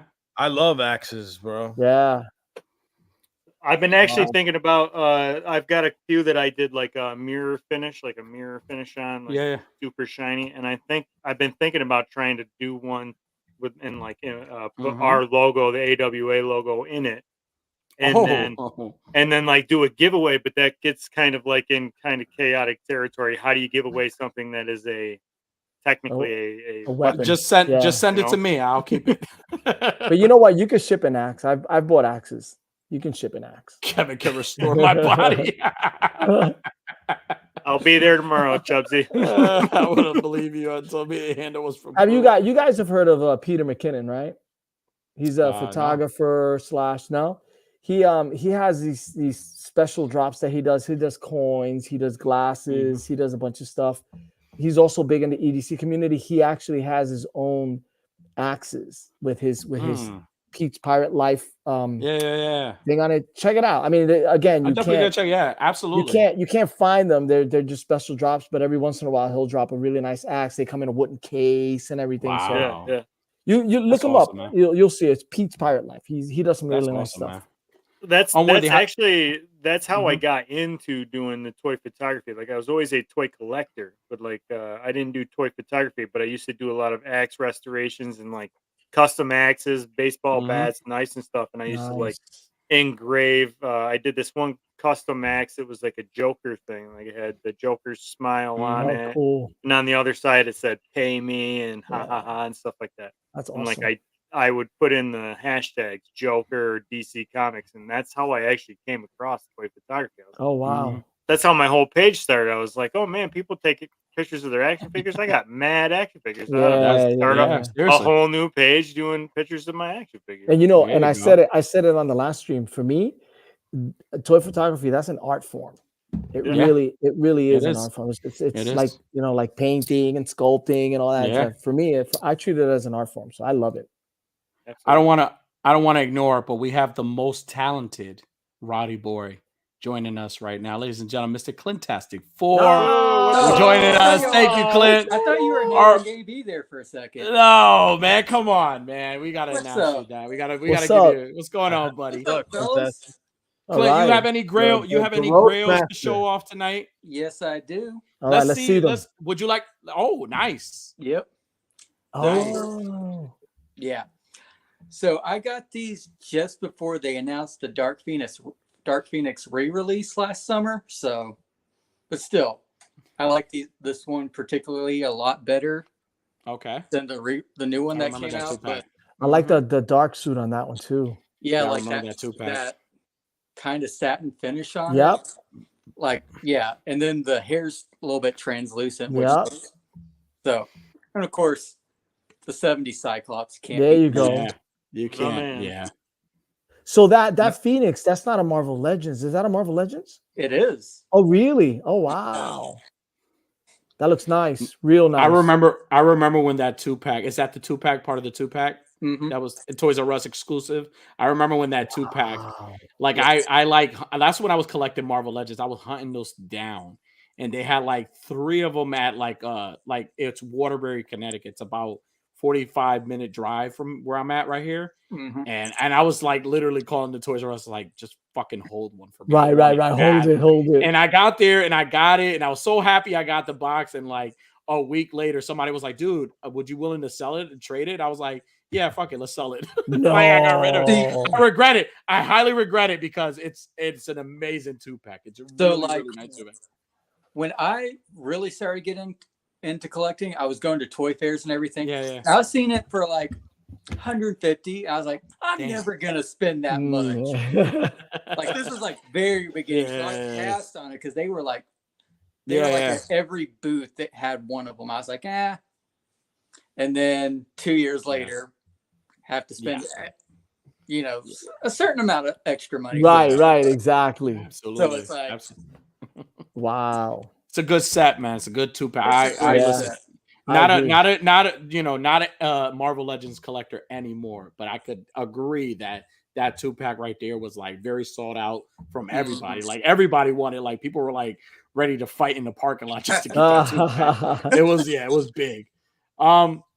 Thank you for sharing, Clint. Thank you for joining us too, dude. Like, we're always happy to have family on. Always happy. Now, Clint brought us back to toys. Thank you, Clint. You brought us back to the toy. Thank you, everybody, for sharing. Sorry, I detoured everybody. No, dude. That was the purpose. That was the purpose of show and tell. Like I said earlier, it doesn't have to be a toy. It could be something that has sentimental value, and the fact that you brought up your grandfather and how you wanted it and stuff. It's a beautiful thing. Like I learned something new about you. Yeah, I knew you had acts and all that, a collection of acts, but I didn't know like you had like to hear the story. It's beautiful. It's great. Nice. So my grail, it's not really a grail to a lot of people, but I have a NECA. When this figure came out, I'm a big horror fan for people who don't know me. Mm-hmm. I'm a big horror fan. And this is my favorite. You like Friday? Wait a minute. You like horror movies and stuff? Yeah, I love horror. This is my favorite. This is my favorite Friday the 13th movie. Part 7. The first first appearance of Kane Hodder playing Jason. The best, in my opinion, the best design of Jason. Kane Hodder was like, he kind of like took that character and unfortunately it suffered from like shitty writing, but like he took that character and brought a different kind of feel to Jason. Like he made Jason badass. Like all respect to Derek Mears. Before there was a Derek Mears, there was a Kane Hodder, and Kane Hodder made that fucking guy terrifying. So this was like one of my favorite movies I used to always love. It was Jason versus basically Carrie. Right, that's the one with the girls. Psychic, right? Yes. Now, is that a recent? No, it's not new. It's old. But like when this was announced, I used to always say I wanted NECA to make one. But again, with the licensing and all the whatever, and then also the lawsuit between the writer and all this stuff, like it was really hard. So when they finally announced this, I remember I believe it was like during ToyCon they were announcing this, that it was going to come out. I got super stoked. I currently own, like, at least 6 or 7 of these. I like army build these. That's how much I love them. Now, one of the reasons why army build them? Why army build them? Yeah, Kane Hodder is my favorite Jason Voorhees. Like, got to get a bunch of signed ones. I guess. Jason takes Manhattan. Jason X. Jason goes to hell. Like, that is my Jason. He was my Jason growing up. Now, one of the reasons why this figure may not be a grail to anybody, because you can find this in store. The reason why this is because this figure is actually signed by Kane Hodder. Nice. So I had an opportunity. I want to say it was the 30th of October of, I can't remember the year, but I had the privilege. One of my buddies that goes to conventions with me, he had informed me. I had bought the Kane Hodder like coffee. He had informed me that Kane Hodder was coming to Massachusetts to this comic shop he was going to be signing. And I was like, that's my opportunity. Like, this is the guy. This is my grill. This is the guy I need to meet. This is the guy I grew up with. And like, yeah, this is a guy I used to like sit and like fucking in front of the TV and watch him fucking dismembered people like that. That he has one of the most iconic kills, and that is the sleeping bag kill. That is the most iconic Jason Voorhees kill. So that's funny. I was able to get him, and that's when I also like was starting toy photography. I actually took a photo of this figure, and I made a poster. I made 2 of them. So when I went to the convention, I had him sign the figure, but I had him sign the poster of the toy photography that I did, but I gave him one. And just to hear him say, man, you fucking killed this. Like, and I was just starting toy photography. For him to say, man, you fucking killed this. Like, this really looks nice. I can't wait to hang this up. Little shit like that. Like you seen the girl just blossom in me. Yeah. Like, it's a beautiful moment. So I kind of wanted to share. This is like one of my favorite moments here. Nice. I love the fact that I got to meet the man, the myth, the legend, Kane Hodder. Still, I mean, he's a little older now, but still one of the most badass. After comes Derek Mears. I want to say Derek White from part 4 was another one, but like Kane Hodder brought this whole different level to Jason Voorhees. And that's like awesome. To actually meet him, and like, they say never meet your heroes, but like to actually meet him. Can you bring that picture back up for a second? Oh yeah, it looks funny. It was really nice of him to sit down so that it looked like. Well, unfortunately, no. Believe it or not, unfortunately, people have asked that question. He's a little older, so he's going through a lot of like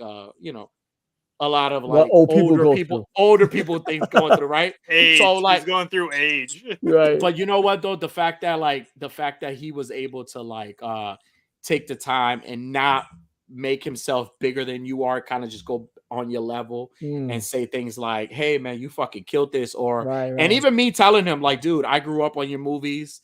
I'm a big fan of part 7. I love what you did with the character. Jason part 7, the New Blood, is like my favorite design of Jason. I told him, you were made for that part. And if it was up to me, I'll like clone you so you could stay Jason. Like you need to be the Jason. And for him to say like, I love to hear that stuff. And like, just say, hey, listen, only reason I'm here is because of you guys. You guys will keep me here. That's so like, cool. That was like this to me. It may not be a grail to people, but this is like sentimental to me. Like for me to meet one of my favorite horror people next to like James U. Courtney, who plays Michael Myers, and I'm gonna get to meet in September. I'm gonna get to meet the famous Tony Todd, who played Candyman. I'm gonna have to finally meet him because he's a fucking awesome another one. Wow. So like to get to meet that was like my grail piece, but more of just sentimental. Like I love the fact that I got to meet him. So that was it. That's cool. That was it for me. That's awesome. What was that? Your order. That's why I was so quiet for a while. This dude was ordering toys all as we were on. Unbelievable. I got a grail. There you go. He just ordered himself a couple of them GLF axes, I bet. I ordered a Rambo. There you go. Well, listen, fellas. We've gotten to the portion of our show where. But one real quick, I'm not. Here we go again. Get ready. I'm not that crazy with horror, but I love documentaries. I did grow up on Jason and Friday the 13th. One tidbit that you missed out on with Kane Hodder, what makes him so special, is that the guy had how much 80% of his body burned during a stunt. He was a stunt man. Oh, he wow, did a stunt. really? If you watch the documentary, he did a stunt in front of a news reporter to kind of show her, and he really got burned, like really bad. Even just demonstrating that. Yeah, he's really like, this sort of shit never goes bad, and then it's right after the interview, it's like, all right, I gotta go to the hospital, guys. If anybody is that why he wears the gloves? Yeah, that's why he wears the gloves. If anybody, he has like portion of his body, like his chest is burned. Like you gotta, like I can't remember the name of the documentary, but you gotta watch it and like I think it's on Amazon or something like that. Yeah, absolutely, it's on Amazon. But like it's Behind the Mask, something like that. Yes, and like he like tells like how much he went through in the hospital, how the hospital wasn't sanitary, how he went through a lot. A lot. He got an infection. The fact that he did all of that and still went on to play, you know, he did other movies too. Stunt actor that basically transitioned into essentially like an acting role. Like he didn't have any speaking parts, but the fact that he is the quintessential Jason, because he's the Jason that, you know, the first Jason, if you look at him, the one with the sack, the bag sack over his head, he had like human like mannerisms, right? But Kane Hodder created that brooding, like, you know, menacing figure that like you're running away, like and then when you turn around, he's right in front of you. He's just like, that dude was it. Yeah, he was, and shout out to him because he also played Victor Crowley from Hatchet. He was fucking, and he was fucking phenomenal in Hatchet. So again, I know he's probably not ever gonna watch this, but if you're watching this, Kane Hodder, I love you. Thank you, Dad. Yeah, this shot. He probably told him, "Did you get?" Yeah, right. Yeah, did you get that shot? Did you get that shot? Fellas, we've gotten to the portion. First of all, thank you so fucking much for coming on and. No, thank you, bro. Fucking time because Agent Variant George was like, I don't think I can stay on for 2 hours. And look, you guys are fucking awesome. And again, I knew that the minute you guys came on, it was going to be a good time. Because again, one of the things about this show that I always tell people is don't come as your IG handle, just come as yourself. I'd rather you be you and be comfortable and express yourself. And I'm glad that people got to see how outgoing you guys really are, because I'm telling you, this is live stream. When you guys really get to hang out with these guys, you're gonna have fucking blast. Oh hell yeah, hell yeah! So this is the portion of the show where we say, hey, any plugs? You want to plug it away? Plug your show. He's right. This is normally the part where we would do a plug, but before we start doing plugs, we're gonna throw this up here for everybody. As Uncle Chubsy. Oh, right. The Chubsy thing. Yeah, right. I totally forgot about the. Oh, yeah. Uncle Chubsy's giving away a Poxus figure tonight. So everybody in the chat, everybody watching. Do I get a horse? If you're watching this on replay, tough fucking luck for you because you missed out. So if you are watching, that's hashtag Chubsy in the chat, and we will be drawing in a little bit here to give everybody a chance. And while everybody's getting a chance to put that in, now, Danny, now you can go ahead. You can plug. There you go. Go ahead. And first of all, good luck to everybody. And shout out to Chubsy and Mrs. Wubsy. That's how do I generous? I want in on that. Well, no, you already got one. You already got one. From what he said, everybody was all available to join the thing. I'm gonna step away from it.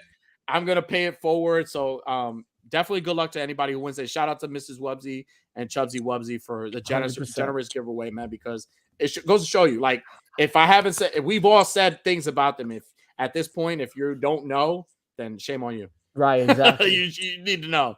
So guys, plug away. Any plugs? What do you guys got coming up?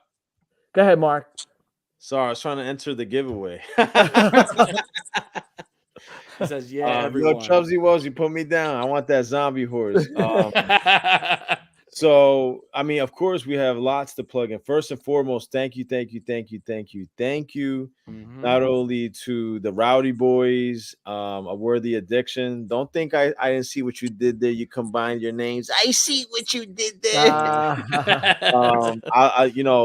Danny has been after me, and George's words after me, right? Yeah, after me. I've been after him because George wasn't giving him attention, so I've been after him. Now Danny said, "Hey, hop on the podcast." And I said, the day I have something to truly promote, I'll hop on the podcast. And today's the day, right? Check us out on youtube.com at SuperQool, and that's SuperQool with a Q. That's the channel. That's where you'll follow the podcast. Me personally, I'm gonna start doing toy reviews again because obviously we're talking about some great stuff. I still got to do a review on the Gotham by Gaslight Batman, and I want to review that brand new Shao Kahn with the throne. Ooh, I love that looks so throne. good, man. I love me some thrones. Check us out on youtube.com/@SuperQool. That's SuperQool with a Q. Why a Q? Because my name is Marcus with a Q. And check out the SuperQool store, supercool.com. That's SuperQool with a Q, where you can get a dope ass flat. Flat brim snapback. You can get your snapbacks on there. We also have dad hats on there. Just specify that in your order.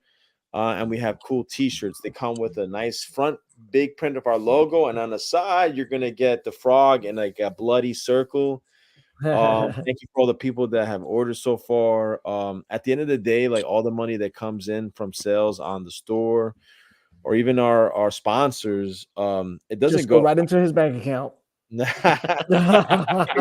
see us with gold grills or gold chains. That probably goes to that podcast. That goes. I'm pulling up in the new ride. No, it goes right back into the podcast. And why does it go back into the podcast? Because we want to keep producing great content for you, and that guy back there, and maybe that one gal that watches on the low.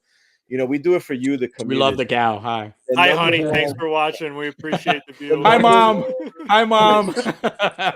The number one thing we want you to walk away with is that we're here for you, the toy community. Like let us stand up. Let's be proud about what we do. We love what we do. It's an innocent kind of fun. But the most important thing, I think, that if you walk away from this episode with one message, is that the amount of friendships and connections that have been made, the ability to have that escape, that oasis that is collectibles and toys and statues, what have you, but that we have this cool little microcosm, this little mini universe where we can all bond, whether it's nostalgia, gaining back your childhood that you missed out on.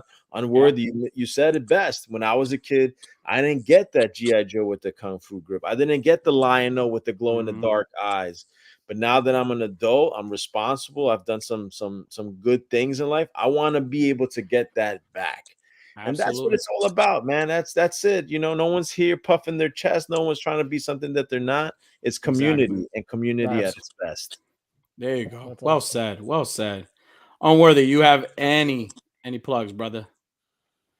You got everybody go check out the UC No Justice collab today. It was No Justice Heartbreakers.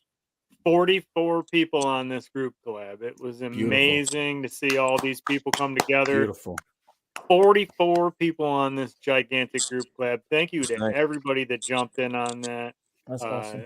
Looking forward to seeing this continue.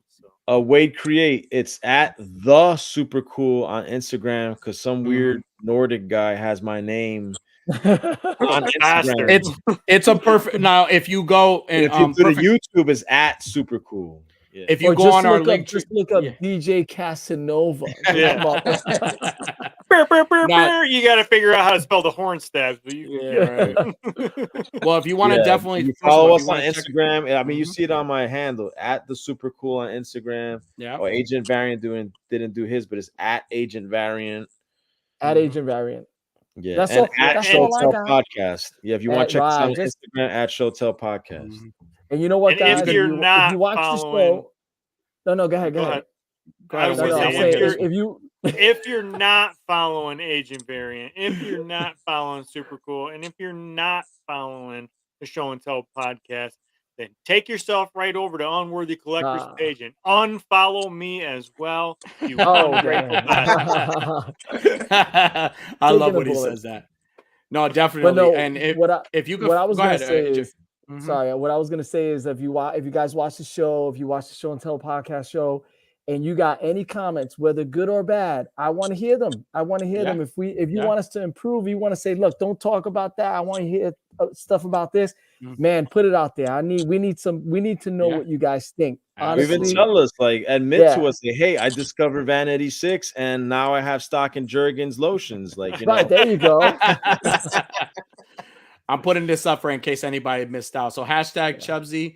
to win a Pox's figure given graciously from Mr. and Mrs. Wubsy. So definitely. If you want to find these two gentlemen, you can always find them in our link tree where we have many awesome toy related shows, and also Chubsy Wubsy. We have an amazing store, Poppin' Mom store. So go check that out. We have amazing people on our link tree. But also, too, if you love the naughty stuff, come check us out. Come check out A Worthy Addiction. Hit us a like, give us a subscribe. If you haven't go follow Clintastic 4, Clintastic 4, because he's amazing. We love Clintastic 4. The more talented Rowdy brother. It's great to put a face to the name, because I think I've been following Clintastic for likewise, man. Yeah, absolutely. Hey, need to promote your chat is everything, bro. Like this we love it. The best chat room I've ever seen. The chat is the third host of this show. We love the chat. Whenever Clint's too busy, Sex Monster, Raven Eye Studio, we love them. Midnight Stars, all these people, like we love them. We love the chat. Yeah. Thank you guys. Whenever Clint's too busy to come on and be the third host, we just kind of let the fucking chat run wild. Like we just let the chat go. Well, let me tell you, we're truly honored to have both of you guys, and I've had many privileges of hanging out with you guys and on toy shows, or even just hanging out afterwards. And again, you guys put a lot of work and a lot of passion into everything you do, and you guys are fucking amazing people. So thank you guys.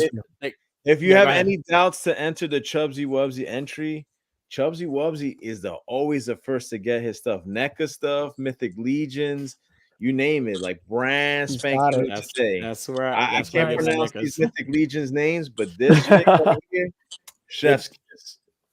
And it's fast shipping. They come really, really quick. So yeah, we're the thrower. Where's my check? Hey, hey, listen, when we start getting checks, you can start getting a check too.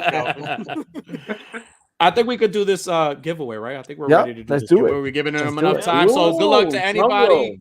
You gotta do the Randy Macho Man moves. Oh yeah. So good luck to whoever wins. Again, make sure before you go, Unworthy, whoever wins this, please, right after you win, I need you to go DM Mr. Wubsy and Mrs. Wubsy and tell them that they're fucking awesome, because you know what? They go out of their way to kind of look out for us. So go definitely show them some love. Go show the Show and Tell podcast some love. Go give them a like. Go follow both of these gentlemen. Go hit a subscribe. Go check out their episodes. And yeah, drum roll. Yeah, YouTube.com/SuperQool with a Q at SuperQool. I will also add, even if you don't win, still do all what Danny said. Absolutely. Thank you, Clint. I appreciate that's why Clint's on the payroll. There you go. Super he cool. Says, bro, did you pick the figure? You need to pick a figure to give them. We need to pick the figure? You need to pick. He wants you to do it. Oh, you want me to pick it? From the pick the figure.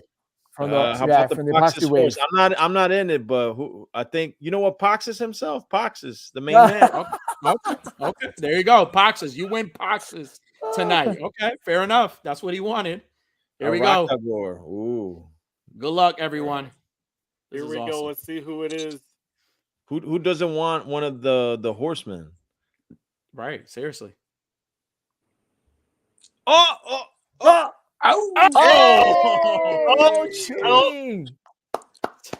look at that. Congrats. I like how Agent Variant's talking shit like, yo, don't enter the entry, and he entered himself. Congratulations, no chewing, right? Are we yeah, right?